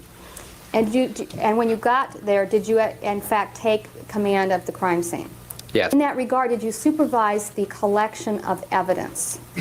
Yes. Now, in photographs which were placed on the board this morning, did you recognize the two decedents in the photograph? Yes, I did. And within that room, did you direct the collection of evidence? Yes. First of all, let me ask you this. Did you look for any expended shotgun shells? Yes. Did you find any expended shotgun shells? No, I did not. Did you guys behave. collect or direct to be collected the shoes from Mrs. Menendez? Or was that done elsewhere? That was done elsewhere. And was that done at the coroner's office? That's correct. In your presence? Yes. Your Honor, may I approach please with Exhibit 14? I'm showing you the two shoes which have been marked as the contents of the paper bag, which is People's 14. Do you recognize these shoes, sir? Yes, I do. And were they, in fact, taken by you from the coroner's office to be booked at Beverly Hills Police Department? Yes. Why is she not wearing gloves? This is evidence, ma'am. And later on, they were referred to the Sheriff's Department for analysis. What is going on Yes, they were. in this trial? I know there was gloves back in addition 1993. to collecting I'm about to this look pair it up. of shoes, did you also, at the crime scene in the early morning hours of the 21st, collect something having to do with shotgun ammunition? Yes. Okay, could you briefly tell the jury what you collected and what your understanding is of it? Let me clarify that I myself did not do the collection of the evidence itself, that I had the Beverly Hills Identification Bureau do the collection. I, as an investigator, direct them in what evidence to collect. Okay, and they wear gloves and use tweezers and things like that? That's correct. Okay. Did you ask them to collect wadding from the crime scene? Yes, I did. Okay, could you briefly tell the jury what wadding is? Wadding is a component within a shotgun shell. Me too, Jay. Where, if I could explain how the shotgun shell is made up, there's a plastic tube, which is the shotgun shell itself. On the bottom is the primer, or the brass plate, which has the primer in it. Then on top of the primer is the gunpowder. On top of the powder is wadding. And then that wadding is also called spacers. There's, depending on the shot of the shotgun shell, is dependent upon how much wadding or spacers there are. And then there's a spacer that holds the shotgun pellets themselves. So the spacer separates the gunpowder from the pellets? Correct. And to your knowledge, it's made out of various things depending on the manufacturer? Yes. Do you recall approximately how many waddings were collected from the scene? No, at this point, I'm going to object. I don't think this witness's expertise has been demonstrated in the area of ballistics, so that you could offer an opinion as to how many total waddings were collected. Okay, I'll rephrase the question. How many pieces of wadding were collected at the crime scene? 13. Did you also attend the autopsy of Mr. and Mrs. Menendez? Yes, I did. And they were conducted on the same day? No, they were not. But you attended both of them, is that correct? That's correct. And did you, in fact, collect pieces of wadding from the coroner after having retrieved them from the bodies? Yeah. I'm loving the headband. Like, this is a vibe. If you see me wearing this on a live, like soon, don't judge and just know this is where I got the idea from. Hey, Kat, Randall, thanks for being here. Good to see you. Yes. I'm And into how many this pieces vibe. of wadding did you retrieve? From the bodies themselves, there was 2, and I believe there was one additional one that was within the clothing of Jose Menendez. And did you book those items into evidence? Yes, I did. In addition to collecting wadding, both from the crime scene and from the coroner's office, did you also collect some pellets at the crime scene? Yes. Okay, and generally, where were the pellets collected from? From around the bodies. It was collected from within the couch, on the floor. I don't believe These are my we ears. requested they dig The back out of my ears. any from the walls. All right. I'm going to back up. Your Honor, I have a series. I have 2 photographs that are identical. I'd like them to be marked as, I think, what's it, 15, please? Yes. Okay, I've shown these to counsel. Detective Zoeller, showing you this photograph, I'd like you to ask you to recognize what's depicted in it. And I'll put one on the board as long as I have 2. Yes. Okay, and could you tell me what that is, please? It's a photograph of the bottom of the tennis shoe, which has been previously marked. All right, and those are the tennis shoes that you referred to in your testimony as Exhibit 14, is that correct? That's correct. And is They that just put the pictures up on the board. placement of the tennis shoe as you saw it? It's so at the different crime now. scene, Wow. In the early morning hours of the 21st of August? Yes. Now, referring back to the items that you collected, or directed to be collected, did you bring those here to court today, or did you actually get them from a criminalist today? The tennis shoes you're referring to? No, I'm sorry, I'm talking about the wadding and the pellets. I brought them up to court. They were brought by the criminalist to court, or to the courthouse. Your Honor, I have here 2 envelopes. Mark the first one as Exhibit 16. Joey, I don't know who Dennis Fung is. 17, please. All right, the envelopes and their contents, 16 and 17. May I approach, please, Your Honor? Yes. Showing you first Exhibit 16. Would you please open the envelope and indicate what you're doing for the record? Okay, I'm Hey, PZ. opening the Thanks for making it. envelope, which is sealed by Los Angeles County Sheriff Scientific Services Bureau Criminalist Laboratory seal.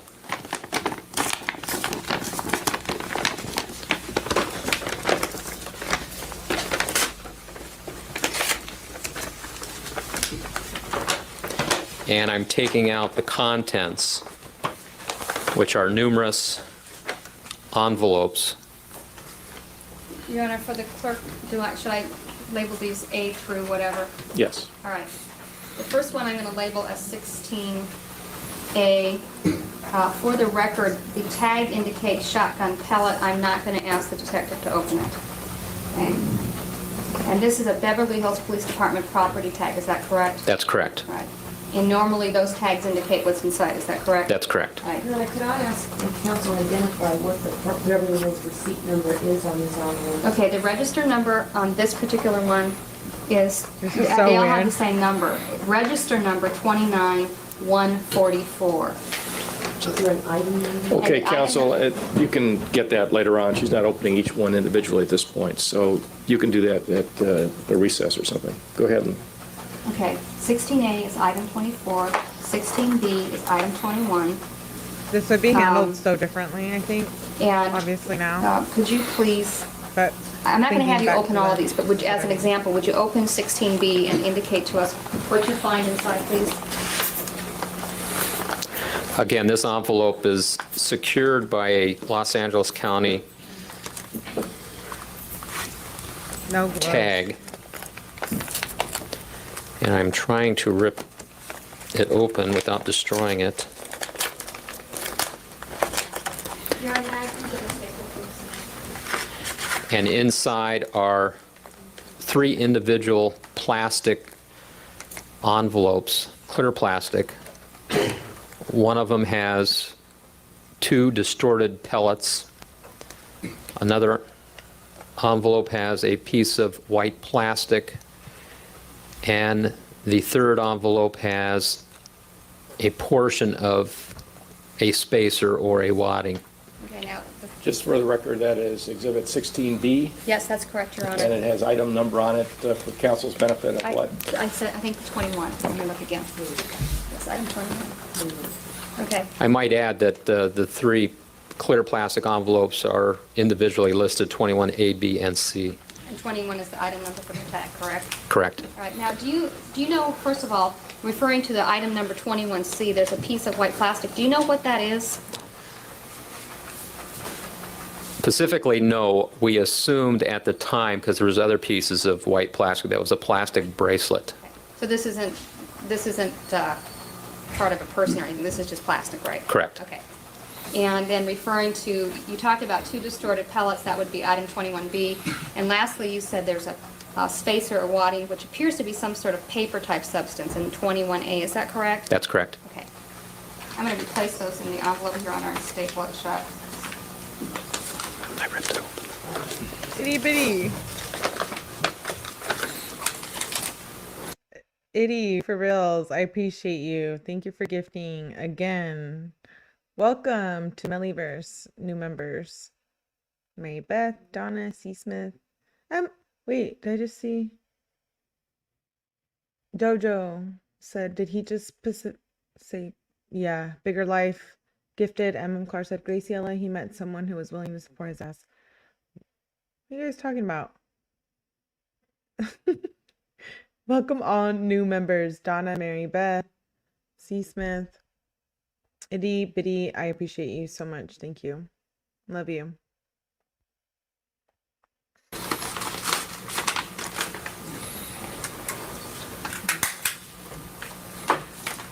And our next one is item 11, and I'd like this as 16C, please. All right, this appears to be a shotgun wad, so could you open 16C, please, and remove the contents? This one in particular is only secured by a staple, which I'm taking out. And inside is a plastic wadding. Okay. Your Honor, for the record, this smaller envelope says item number 11 on it, and that's the only thing inside of the envelope. I'm holding it up. It's a piece of plastic. So I think you indicated earlier that wadding is sometimes made of plastic and sometimes made of paper. That's correct. Okay. So now we've seen 2 examples, the paper and the plastic. Is that correct? That's correct. All right. Certainly.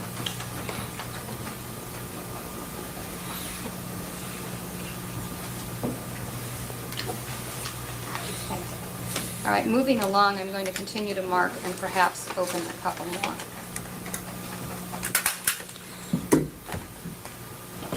$16D will be a shotgun pellet. It's item 3, and I'm not going to open it. 16E indicates a shotgun wad. I'm not going to open this. This is item number 14. 16F. You don't have to mark things now if you're not using them with this witness. So let's just get to something that you will be referring to in his testimony at this All right, point. Your Honor, that's fine. May I just have a moment, please? Yes. Why is she talking to the judge like that? Look at how they're handling all this evidence. Just like pen, paper, juggling around while he's testifying.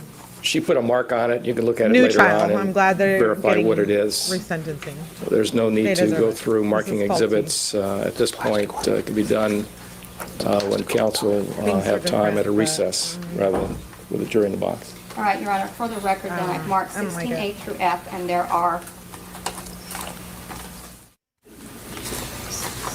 Yes, I do remember that, and I'm sorry. Very shut. 13 other envelopes contained within 16. Okay? Now, Detective Zoeller, when you were inside of the home, did you also conduct a search of that home He's like, see what was what? inside. Yes. And did you see some rifles inside of the house? Yes, I did. Could you describe for the jury where you found those rifles?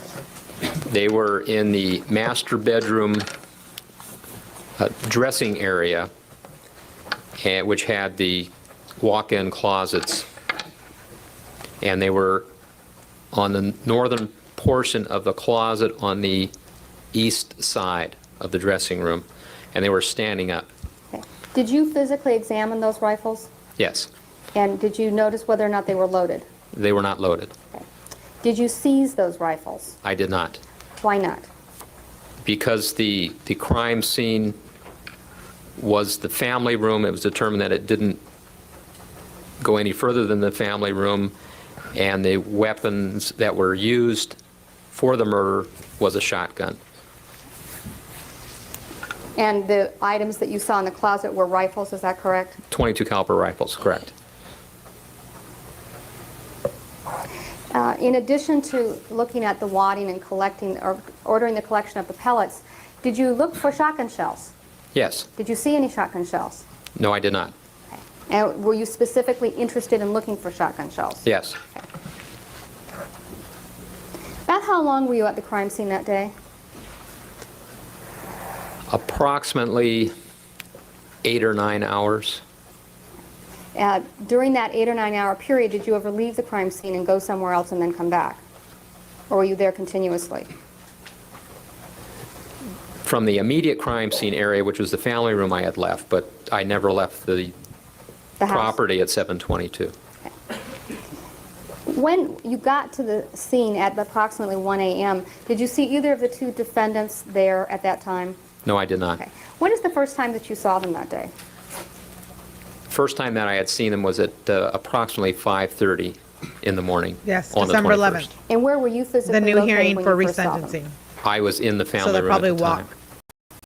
Okay, and- When I saw them, they were, I'm not sure whether they were at the front of the house or at the rear of the house. An officer had come to tell me that they were there, and I went out to speak to him.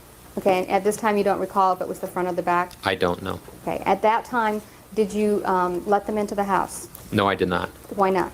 because we were still conducting an investigation. Do you recall about what time the coroner's representative showed up? It was at 4:45 in the morning of the 21st. All right, and do you know at what time that he finished with his work and left? At approximately 6:45 the same morning. Now, when you spoke, or when you first saw the defendants at about 5:30 a.m., did you send them away? Yes, Okay, when's the next time you saw them? at 8:30 in the morning that same day. And were you, I take it you were still at the home, is that correct? That's correct. And where were they when you saw them at 8:30? They had come to the house, and again, I'm not sure whether they came to the front or the rear of the house. And did you have any conversation with them? Yes. Okay, now when you had this conversation with them, were they together? Yes, they were. Okay. By the way, did you look at their clothes? Did you look at their clothes that day, that early morning? Cursory, but not, I didn't inspect them, no. Okay. Did you see any blood on them? I did not, no. And when they came back at 8:30 in the morning, did they ask you if they could have entry to the house? Yes. And what did you tell them? At that point, we allowed access to the house. Okay. Did you allow access into all portions of the house? We were still working in the family room, and the doors were closed, and I told them that they could have access to the entire house when we were done, but I cautioned them about the family room. Okay. Did they ask you if they could get something from the house? Yes, Okay. And did they tell you from where they wanted to get this thing or things? yes. Okay, what did they say? I'm going to check, Your Honor, I'm looking at who's saying Try to be more specific. Okay, do you recall which of the two made the request? I don't know. All right. Were they together when the request was made? Yes. Okay. And when the request was made, did either of the two brothers indicate that they did not want to go along with the request? Objection, Your Honor, that's needed. Overruled. You understand the question? Yes. Okay. Is that yes, you understand the question, or yes to the question? Yes, I understand the question. Okay. Do you want me to say it again? Please. Okay. one of the two made a request of He you and you don't understands, recall which, but is that correct? That's correct. Try to say it again. And did the other one disavow or in any way try to negate the request of the other brother? I'm going to object again, Your Honor. I think it's also very calling for speculation. Overall. No, he did not object to the question. And what was the question asked? The question was to retrieve items from within the house, and then it was narrowed down that the items to be retrieved were in the family room. Okay, and were you made aware of what items were requested? Yes. What? Can I clarify that at the time that request was made, it was not at 8:30, it was at 5:30 in the morning. All right. And at 5:30 in the morning when the request was made, what was the request? The request was to pick up some items. Those items in particular were tennis equipment. When you were inside of the crime scene, did you in fact see some sort of tennis equipment? Yes. Okay, Your Honor, may I have a moment, please? Yes. 1993, and we're seeing like all the Diddy stuff and, you know, all these other accusations against people back in 1993, like how Jose Menendez was a big person in the music industry, so was Diddy. Do I believe that judge could have been paid off? Absolutely. I'm not saying allegedly, that's just my opinion, but I do believe that is possible. We've seen it, right? We're seeing it in the Diddy case. How money and power are the root of all evil. I just need a moment. Yep, okay. They seem sloppy in this trial, which is why they had a second one, which wasn't televised. I do have the transcript. I don't know if I want to read it because it's crazy long. It's like hundreds of pages.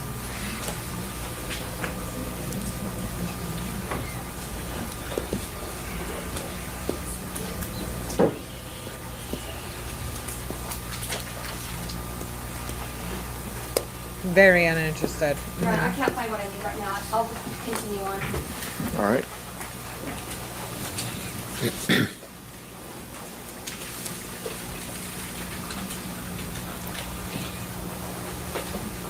Now, at 5:30 in the morning, when it was requested of you that tennis rackets be retrieved or tennis equipment be retrieved before the from internet. the family room, what did you say? Because it was in the family Right, room, I Kat. didn't want to relinquish anything that was in there because the investigation had not been complete yet. Very true, Kat. Sometime Jealousy after is the a 21st disease. of August, did you go to the Century City 14 Theater to recover some records? Yes. Okay. Your Honor, I have here two sets of two exhibits. I'd like to mark them as equals next in order, please. 18. Should I mark all of them as 18? They're related. 18, I'll do 18A and B. All right.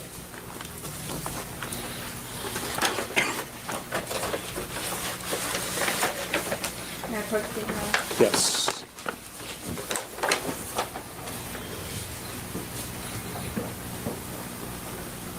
I'm going to put 18A on the board and give you the other copy.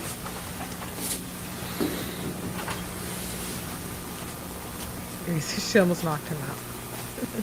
And then 18B.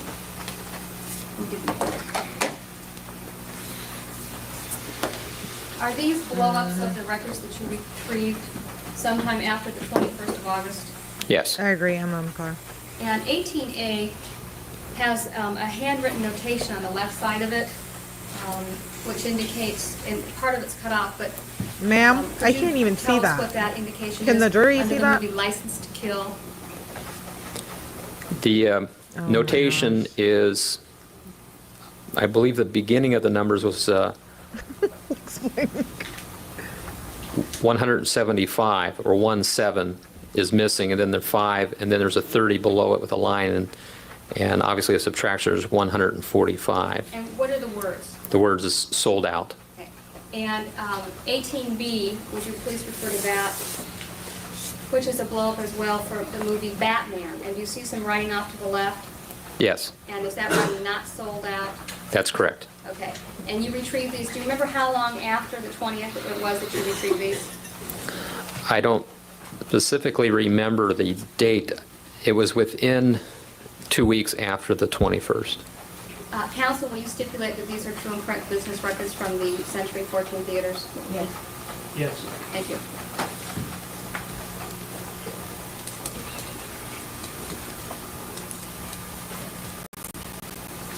Did you also at some point retrieve some business records from U.S. Sprint? Yes. Your Honor, I have here one document 2 times. I'd like to mark this as People's 19, please. Yes. Detective Zoeller, I'd like to ask you if you recognize the portion in the middle of the page of this exhibit. Yes, I do. Now, at some time did you determine that there were phone booths Hey, at Mary the Santa Beth, good to Monica see you. Civic Thanks for Center? being here. Yes. And did you obtain records relating to phone calls utilizing that phone booth? Yes. And the exhibit 19, which you have in front of you, is this a copy of some records that you retrieved regarding 2 phone calls made from the Santa Monica Civic? Yes. At this time, counsel, will you stipulate that exhibit 19 contains phone records of 2 phone calls from phone number area code 213-394-9911, that phone number is for a phone booth at the Me Santa too. Monica Civic, I hope they get released that too. these phone records reflect charges I made do. on a U.S. Sprint card belonging to Jose Menendez? So stipulated. So stipulated. Thank you.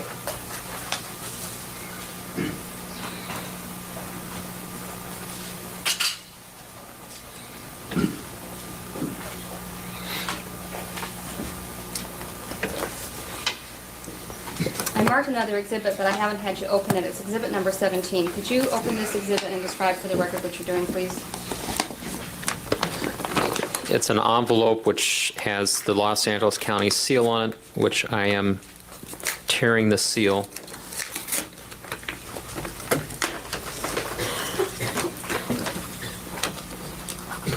And opening it are 3 smaller envelopes that are also sealed. And these appear to also contain shotgun wad, shotgun pellets, and shotgun pellets and wad. Is that correct? Correct. Okay, were these retrieved from the coroner's office? Yes, they were. Okay, so all of the items contained in People 17 were retrieved by you, actually retrieved by someone else and given to you. Is that correct? That's correct. Have a moment, please, Your Honor. Yes. Detective Zoeller, how many people from the identification unit of the Beverly Hills Police Department were called to this scene to assist in the gathering of evidence? 3. And here's our girl, Leslie. We love her. Did Look you at her, fabulous. The visualize, suit, the hair. look at, observe every piece of evidence I'm down. At the site before it was gathered? Nailed it. With the exception of the shotgun pellets, I would say that I did. And did you cause a series of photographs to be taken of each item of evidence before it was gathered? Yes. And in those photographs, well, let me back up a minute. Did you ascribe a number to each item of evidence that was photographed? I didn't, but that's customary for the Identification Bureau to do that. And was a series of photographs generated where the photos depict a number label next to an item of evidence? Yes. Now, did you personally look for items of ballistics evidence apart from expended shotgun shells? I don't understand. You testified on direct that you personally looked to see if there were any expended shotgun shell casings. Yes. You did that yourself? In conjunction with Identification Bureau, yes. Okay, they were there when you did that. We all did it together. And were the decedents still there when you did that? Yes. Then I take it you didn't move them or the couch cushions at that point to look for any evidence? That's correct. After the decedents were removed, did you personally participate in moving any of the furniture, lifting up any cushions, anything like that? Shout out to Big Phil Speaks. Thanks for the super chat. Hey, just stopping by to show love. Keep up the great work. Thank you, Phil. I appreciate that. Shout out to you. Thanks for being here and supporting. I was there appreciate when you. the Identification Bureau took the cushions off, moved the couches, and looked for items, additional items. Now, did the Beverly Hills Police Department at any time take custody of any of the furniture in that room? No, we did not. Do you know whether or not the identification unit people cut open the couch or the couch cushions to see if there were pellets in those? I don't think they did, no. Were you aware at any subsequent time of any persons who had access to the location coming to the Beverly Hills Police Department with additional pellets that they had found? Nobody came to the Beverly Hills Police Department. Now, you said you did not instruct them to remove any pellets from the walls. That's correct. Did you observe any pellets in the walls? None in the wall, but I did observe pellets in the louvered windows on the south wall. Did you observe pellets, or did you observe the holes made by pellets? Both. And did you collect the pellets that you observed? We didn't dig them out, but those that were on the floor we did collect, yes. Did you take photographs of the ones that you didn't dig out? There are photographs of the damage to the louvered windows. Yes. Do those photos depict the pellets that you saw somehow embedded in the louvers? I don't think the photos specifically were to show the pellets.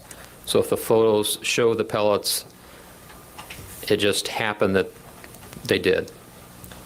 Did you write any kind of report that documented how many pellets, for example, you observed that were embedded in the louvers? No. Let me just see if we have some clarification. This particular room had a wall that had a series of French doors on it. Is that correct? That's correct. And covering the French doors were a form of shutter, these louvers that you're talking about. That's correct. And they were made of wood. Yes. And you observed, did you not, when you got to the scene, that some of the slats of these shutters were damaged or broken? Yes. And did you also observe the glass of the French doors that was behind these shutters to see if any of the panes of glass were damaged? Yes. And were they? Yes, they were. And did you, therefore, check outside those doors for ballistic evidence? Yes. And was any ballistic evidence gathered Why don't I from believe some of outside the this? French I doors? don't. Only photographs. I don't know. And what do the Maybe I'm photographs being depict? biased. The pellet holes into a tree against the south border fence at the border of the property. Am I correct in stating that if you go outside those French doors, directly across from those French doors in a southerly direction is a large tree? Correct. And you saw some evidence of things that had struck the trunk of the tree? Correct. And you assumed, did you not, that those were pellets? Yes. Were any of those dug out? No. And beyond that tree is the south fence that separated this property from 720 Elm Drive, the next house south? Correct. Did you observe, oh, strike that. There is outside Hey, these Juicy French Girl. Thanks doors for a being here. patio type Appreciate area. you. Is that right? That's correct. And did you examine that area visually? Yes. Did you examine it in daylight? Yes. And did you find any ballistics evidence such as waddings or plastic parts in that area? No. Jay. Mushroom mustaches for everyone. Now, Mrs. Bozanich earlier showed you what was originally your item 11. Itty bitty. Thank you for gifting again. I appreciate you. You're amazing. Tony, welcome to the Milliverse. I'm working on all the good stuff on the Milliverse, so stay tuned. Think you could fish that out of 16? Have that It's figured out here in the 16C. next few days. May I approach, Your Honor? Yes. Yay!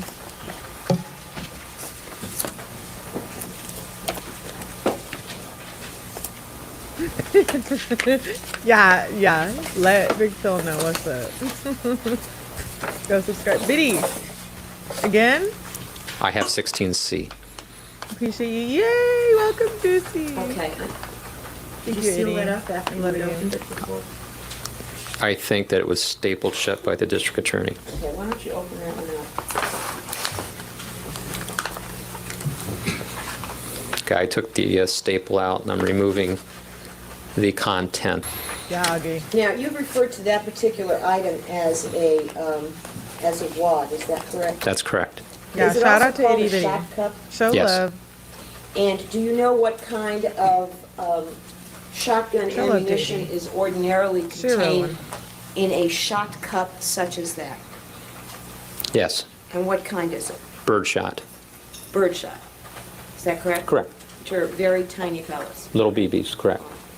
Now, you had described for Mrs. Basanich the fact that you had also found some paper wadding. Is that right? That's correct. Do you recall if, let me just take a look at that. I believe 16B should contain a part, at least a part of paper wadding.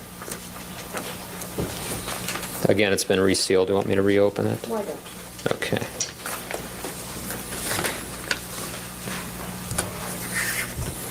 Yes, I think, I'm going to return item 11 or 16C back to its envelope. don't see it. Okay. And I am taking the staple out of 16B and removing the items within it that are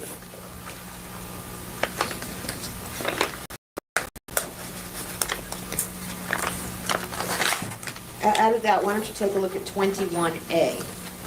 Okay, I have 21A, and it's a clear plastic envelope with a paper wadding, May I see that come out? or wad. Okay, now that appears to be a piece. Let's see if we can knock it down.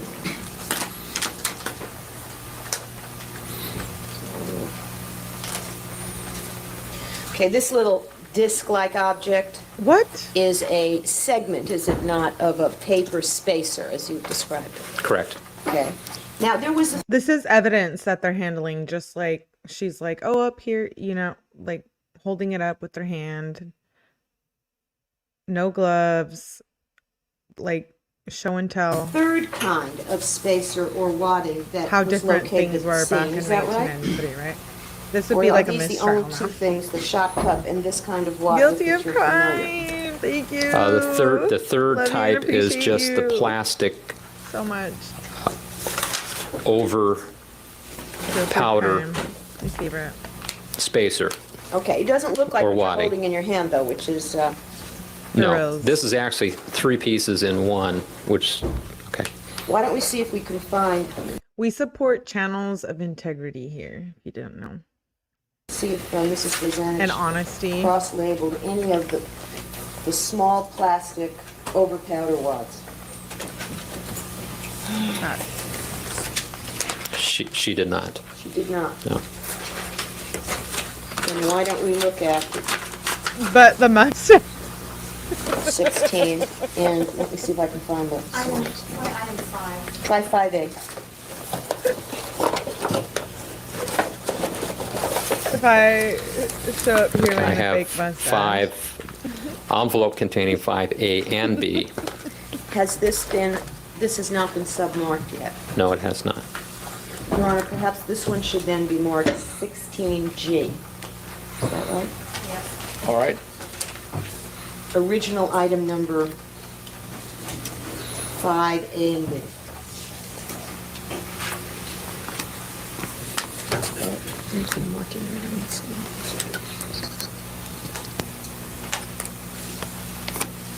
What happens, ladies and gentlemen, is when the police seize things or pick up things at a crime scene, they mark them with their own designations numerically, and then when they come into the courtroom, we have all other exhibits that all get mixed together, so we have to give them different numbering so that there is some confusion, but ultimately the exhibit numbers that we give them are the numbers that you will use to refer to them during the course of the trial.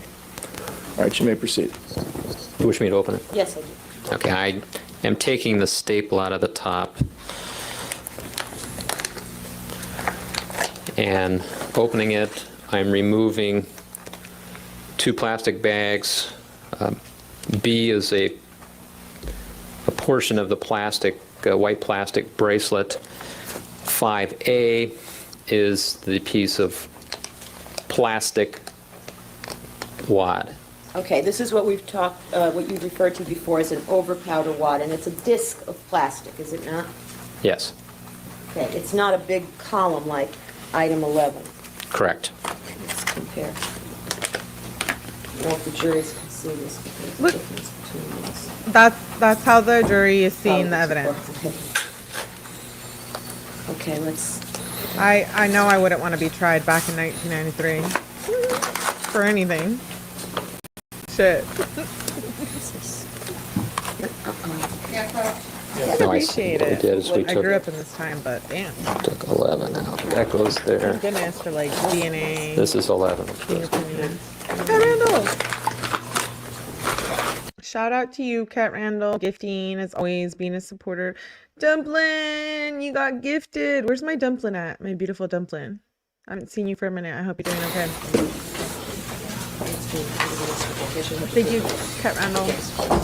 Gifting, always.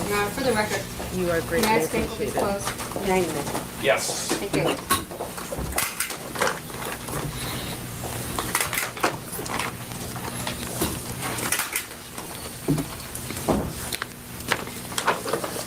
Detective Zoeller, did you ever count up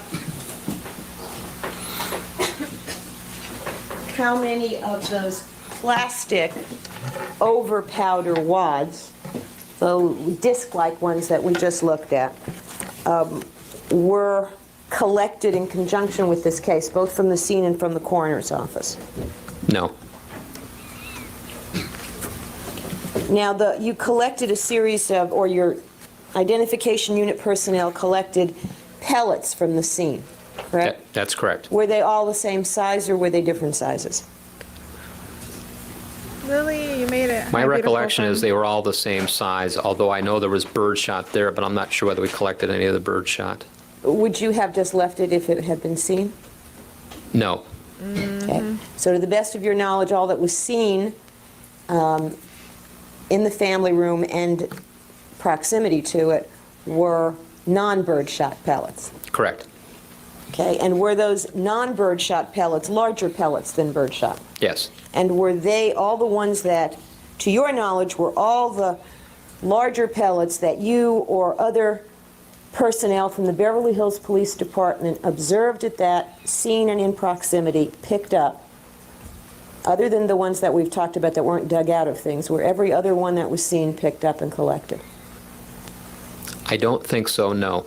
And why don't you think so? What? Because I remember a discussion between the Identification Bureau and my partner and I of whether we wanted him to pick up every How is pellet this that was even there, as far as going into legitimate? and under the couch and in They- the blood, and it was decided no. This is a So you shitty purposely trial. decided to leave certain pellets there. Correct. Do you know how many you left? I'm just saying. No, I do I'm not. just saying. Did anybody bother counting? No. Now, is it your understanding, Detective Zoeller, that I put shotgun it up there. It's a little ammunition, bit itty. if you go to buy, say, a box My part of is- ammunition from a particular manufacturer, Made it. and you're buying a specific size ammunition, shouldn't every shotgun shell in that box contain the same number of pellets? No. No? No. You mean, well, let me give you a clearer hypothetical. Let's say you went out to buy double-aught buckshot, okay? Yes. You understand that to be the largest Yes. buckshot made, and therefore the largest pellet-type shotgun ammunition. Correct. And let's say you went to buy Remington double-aught buck. Your Honor, objection to the question goes beyond his expertise, and also, we have a witness on this subject tomorrow. Well, I'll sustain it on the grounds it's beyond the witness's expertise. Wow. Wow. Wow. Shout out to you guys for hanging out through this through this part of the trial. We are just about done with this. So make sure you hit the like. Thanks for being here. And thanks for everyone who gifted Kat. Guilty of crime, 𝗟𝗏𝗃, all of you. I appreciate you so very much. Were you interested at Shout out to all, you guys. as the investigating officer on this case, in trying to determine how many rounds were fired at that scene? Yes.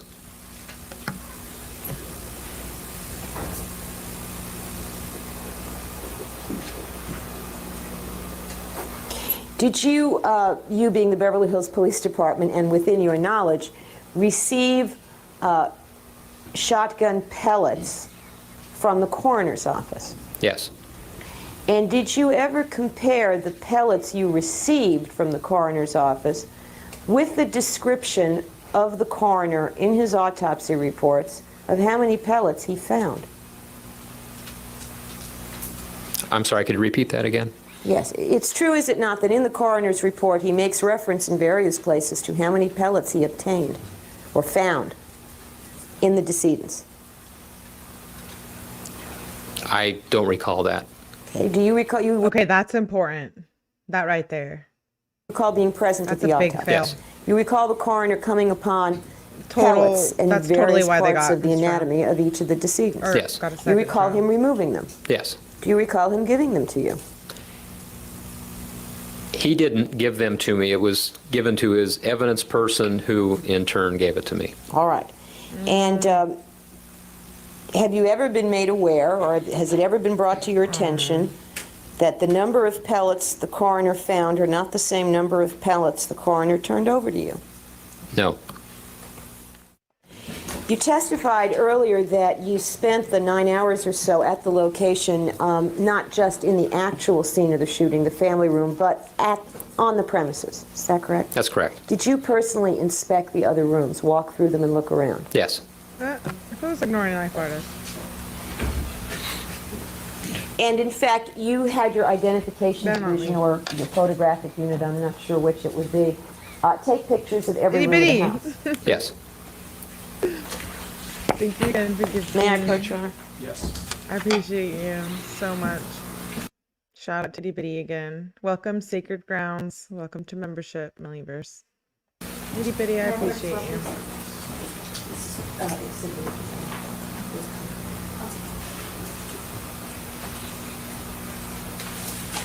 Showing you this photograph, Exhibit 13, that does appear to be one of the crime scene photographs that were taken by the Beverly Hills Police Department pursuant to this investigation, does it not? Correct. And do you know what room that is? It was a room in the northwest portion of the house. I don't recall whether there was a room beyond that as a porch room, whether this is the one to the extreme west portion, but it was in the northwest portion of the house. Okay, the west portion of the house faces the street, basically. This house faces west, correct? Correct. The north portion of the house is one side, the south portion the other side, and The east being the rear. the east is the rear, correct? So that the tennis court, the swimming pool are east of the house. Correct. All right. Now, this bedroom, you seem to recollect that that might be one of the bedrooms that overlooks the front street, Elm Drive. Correct. Okay. Do you notice the dark-colored, what appear to be objects on the rug next to the bed? Yes. Did you see those objects when you went to the scene that first day? Yes. And are those objects what appear to be animal stool? Yes. What? Now, did you observe animal stool, fecal material in any other area of the house? Not in the house, no. Did you examine the breakfast room area of the house? No, not right now. Yes. Are you aware of Officer Prenesti's report of his observations? I received it. I don't recall at this particular moment. Do you recall seeing any fecal material, animal fecal material in the breakfast room of the house? I don't recall, no. Did you cause any diagrams to be drawn of the actual scene, the family room? Yes. Were those diagrams drawn to scale? I know measurements were taken at the time. I don't recall whether the diagrams were to scale. Show me the diagram, I could tell you. Well, ignoring the little pen mark on this, let me show you this small one, which I won't mark. And just ask you if that was the size diagram that was drawn by members of your department on the first day of the investigation. Yes. Okay, now this 20, this is a large economy size of that, is it not? Correct. Okay. And and this is a diagram of the actual family room. That's correct. Now, do you know if this is the diagram I'm talking about? Is it to scale? It does not appear to be to scale. Do you know whether the Beverly Hills Police Department ever prepared a scale diagram of that room? To answer your question, Juicy J, no. This Leslie Abrams or Abramson, I don't remember, sorry. She's now retired. I think she's like in her 80s. Their new lawyer, I think, is Mark Garagos, and they have a new resentencing hearing on December 11th, which we will be covering here. And there's like 10 more minutes of this, so let's just get through this and then I'll... Hey, live runners! I don't believe they did, no. Thank you for becoming a member. I appreciate you. The floor plan of the house that has been an exhibit here. Yes. And is that to scale?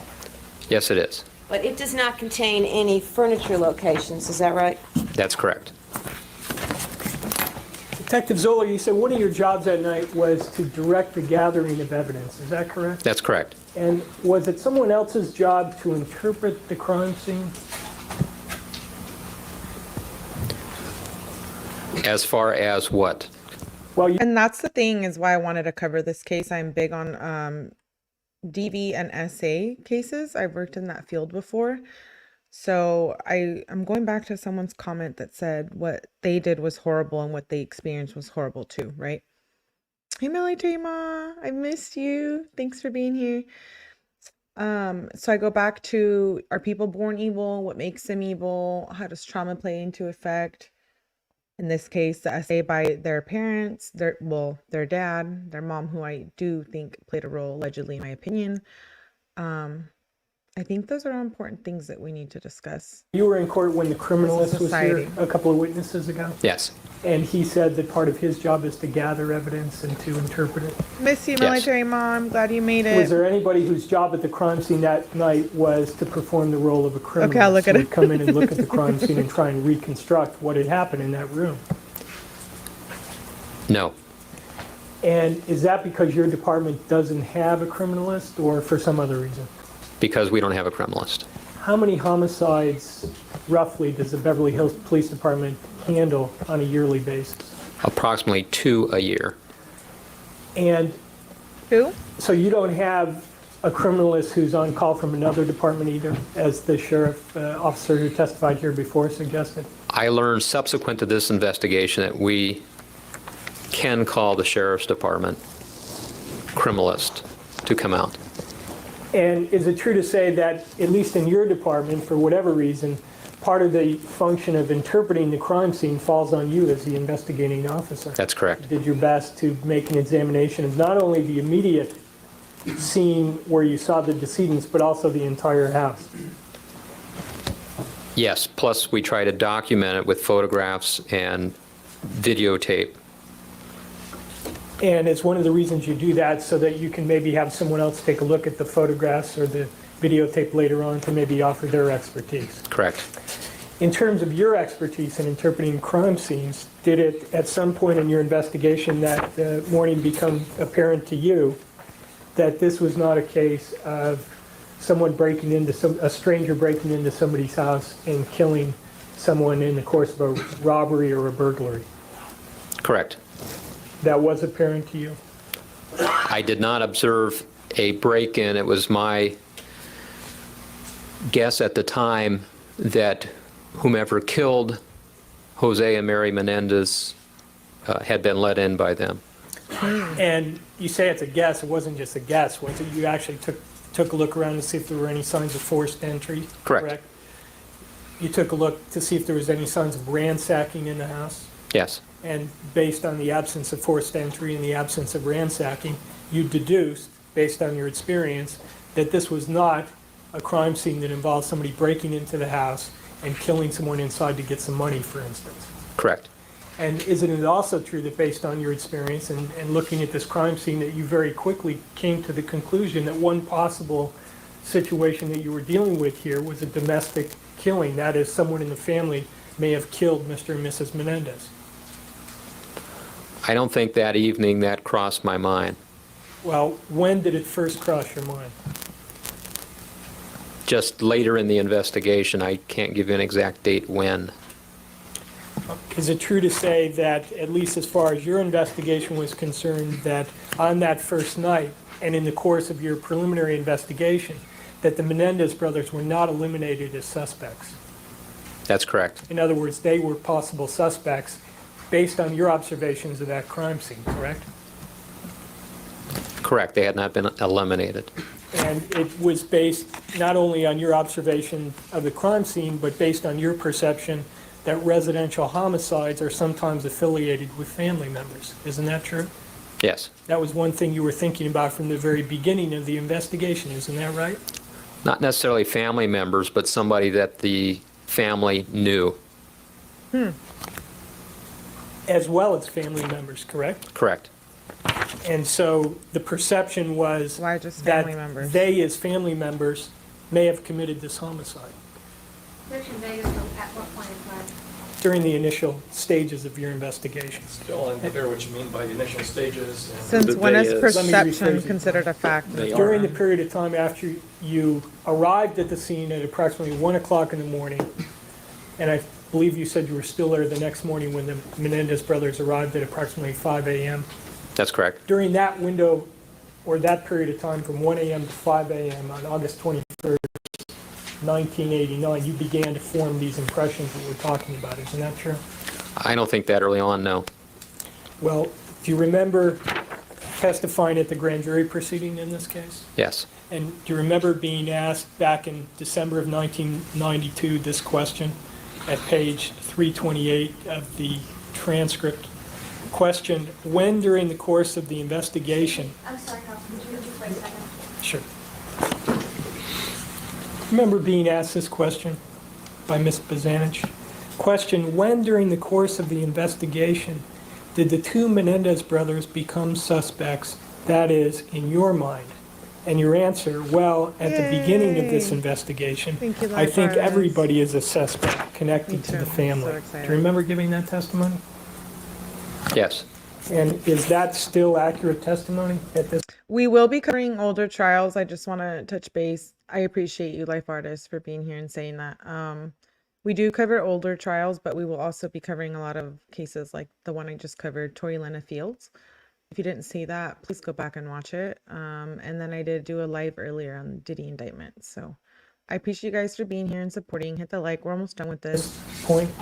Yes. I do feel it's critical to cover this trial. Investigation, One, I'm a in big your fan. mind, you thought And two, everybody is a it's big suspect in- connected to the family. The YouTubes right now. Yes. And in other words, they weren't eliminated as suspects at that point, correct? Exactly. That's correct. And I feel like we see a lot of parallels, right? We see like the mother, Kitty, being involved here, and we see it now in the Madeline Soto case.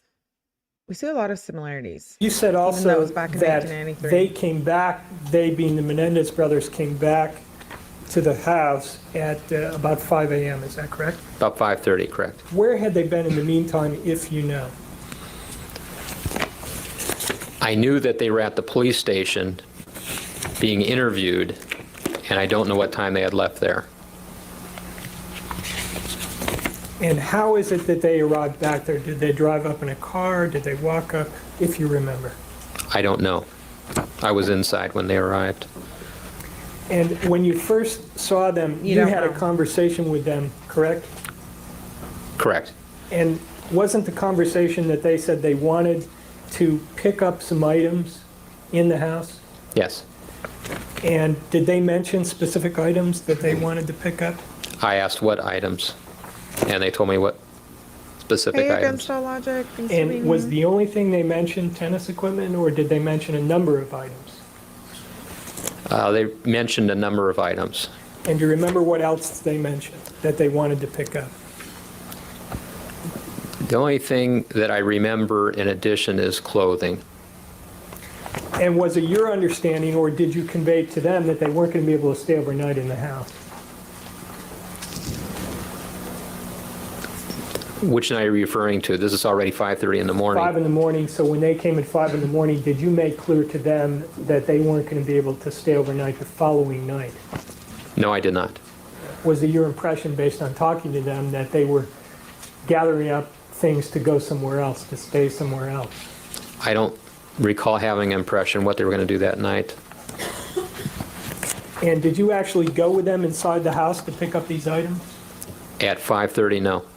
At 8:30, did you go inside the house with them when they came back?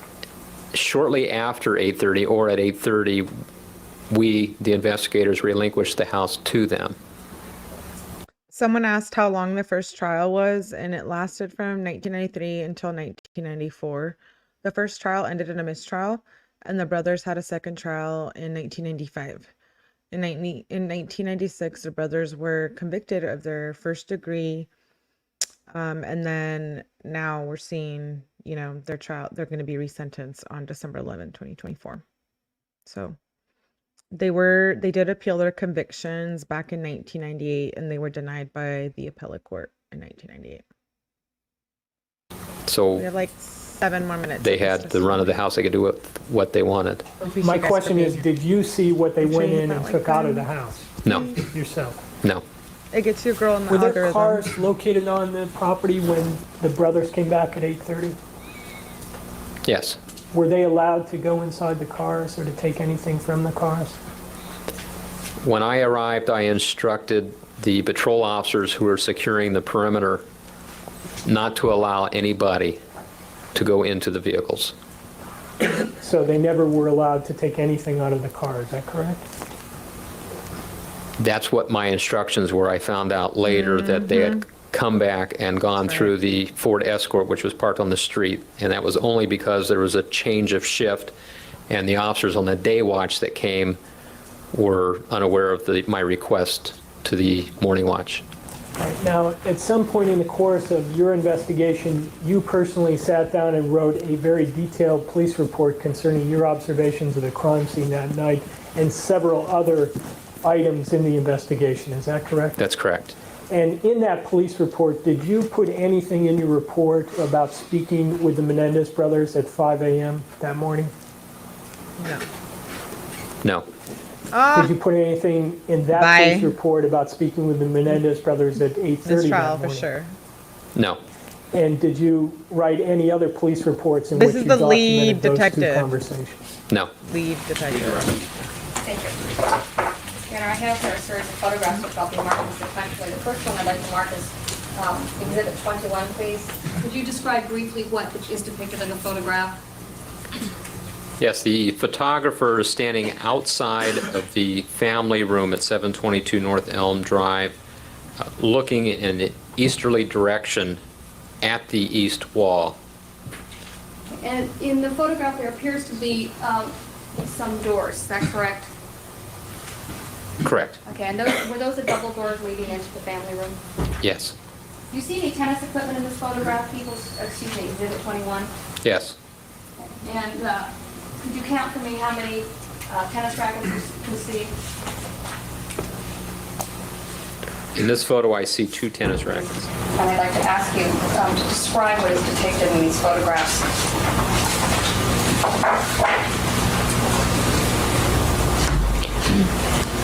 In Exhibit 22 is a photograph of the wood floor in the family room, and it has a number 1 designator in the center of the photograph. Hey Jojo, thanks for making it. I miss you. Thanks for being here. And is that one place next to a piece of evidence of significance? Yes. Okay, could you describe what is next to it? I can't tell exactly what it is in this one. All right. Do you have the evidence registered? Okay. Or one? Item number 16, which contains the various envelopes, contains numbers on the envelopes referring to item numbers. Is that correct? That's correct. All right. And those item numbers correspond, do they not, to the item numbers that are contained on these photographs. Is that correct? That's correct. Okay. You're fine, anybody. You're fine. You can misbehave here. Wink.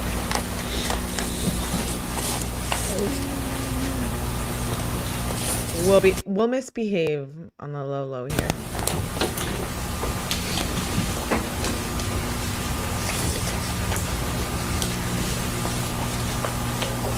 So that's the couch. Wow. I'm glad this is not my trial. They're pinning So the I'm going to ask you a pictures specific question about photographs. like I do on my 21. collage. I'll put it on our board in a minute, but you see in this photograph, the bodies of the decedents have been removed. Is that correct? That's correct. And the coffee table appears to be at an angle in this photograph. Is that correct? Yes. Was that coffee table moved during the removal of the bodies? No, it was not.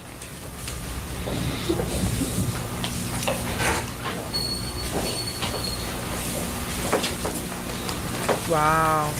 Things were so different back then. I can't get over it. Look at her putting the pictures up there.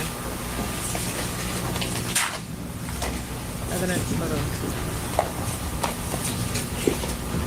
Now, as an example of what you were testifying to earlier, photograph number 32, which contains Jay's like, item "Who's the 18, is that an example of a paper wad that you Yes. discussed?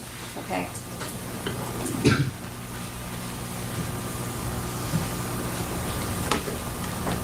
And photograph 33, which contains number 19 in it, is that an example of a plastic over-powder wad? It is.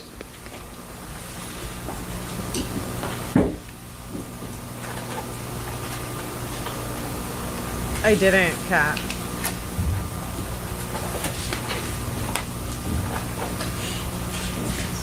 Maybe I should do that now. So each of these markers indicates an item of evidence which was collected and returned to the Beverly Hills Police Department. Is that correct? That's correct.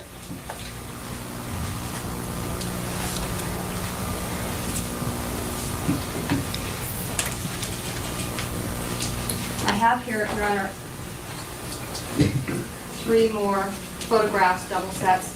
I'd like to mark these as the next 3. That would be, I think, 36, 37, 38. Yes, we're on 37. Oh, thank you.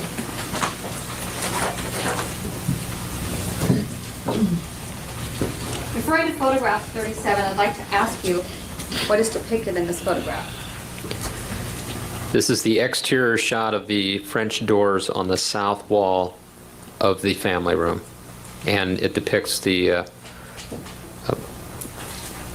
window panes that are blown out. Is that a threshold or is that the top of the door, just so we know how the photograph is situated? In the photograph, there appears to be a portion of the door that is, where the paint is scratched off, and then there appears to be either it's a threshold or it's a molding. Do you know? It appears to be the bottom of the door. So that would be the threshold that you walk. Correct. Is that correct? Okay. Photograph 38 and 39.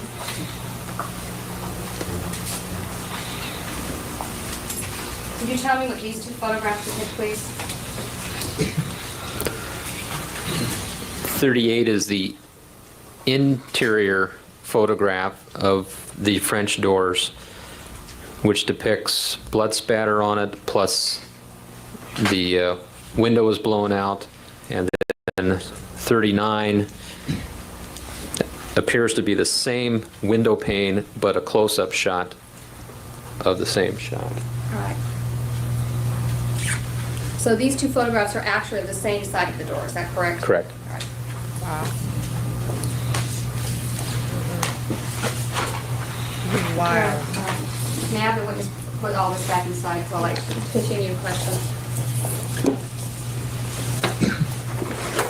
Detective Zoeller, when you were inside of the home for approximately 9 hours on the 21st of August, did you see any animals inside of the house or on the property? Yes. Could you describe how many and what type? I saw 2 dogs, a smaller, older dog, and then a larger puppy. Do you have any idea of what breed these dogs were? I don't recall. I remember the larger one being dark in color. Now, the photographs which we've been discussing, did you provide copies of those photographs to the defense attorneys in this case? Yes. I believe you indicated when Mr. Burt was questioning you that you made some determinations about the crime scene as to whether or not there was a theft involved or a burglary involved. Is that correct? Correct. Okay. Do you have any idea if the front door was locked or unlocked at the time of the crime? At what At the period time, of- at the time that Mr. and Mrs. Menendez were killed, do you know if the door was locked or unlocked? No. Okay. Now, when okay. people talk about signs of forced entry, what do you think of when you look for signs of He forced said entry? no, or I kick don't know. door, broken locks, Broken glass near broken a door? glass. Okay. Did you see any signs of forced entry like that? No. But you have no personal knowledge of the state of the front door as to whether or not it was unlocked at the That's time? correct. Okay. Wow.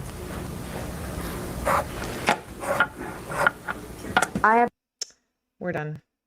It's done. That was the prosecution witnesses. What's up? Shout out to you guys for hanging out. We got through it.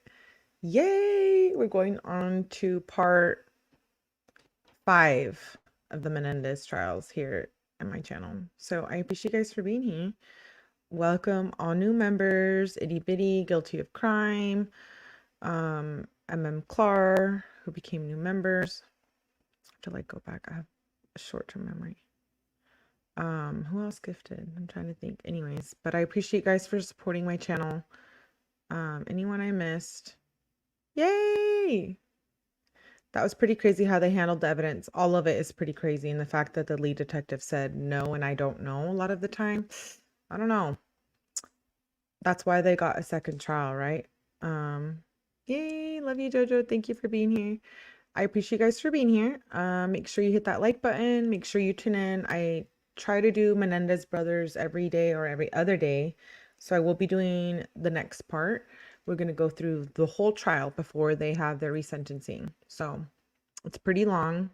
There's a lot of good stuff. I'm into it. I like it. I like the 1993 let's go, a blast from the past, right? We're living true crime right now in real time, so it's nice to see something different. There likely weren't any egregious. Yeah, I mean, latex gloves were, I think, invented in 1889. So I don't know. Maybe that's why they deserved a second trial, and then that wasn't televised. But a lot of shady stuff went on in the second trial, in my opinion. So I'm glad that they get a resentencing. I do link the petition in the description. I will fix the description after this, update it, so you guys can go and sign that. I'm pretty sure it's still open. We will be covering that here. I appreciate you guys for being here tonight. All the gifts, all the support. It does not go unnoticed. I see you. Real ones, day ones, right? I'll be back in about another hour, 30 minutes.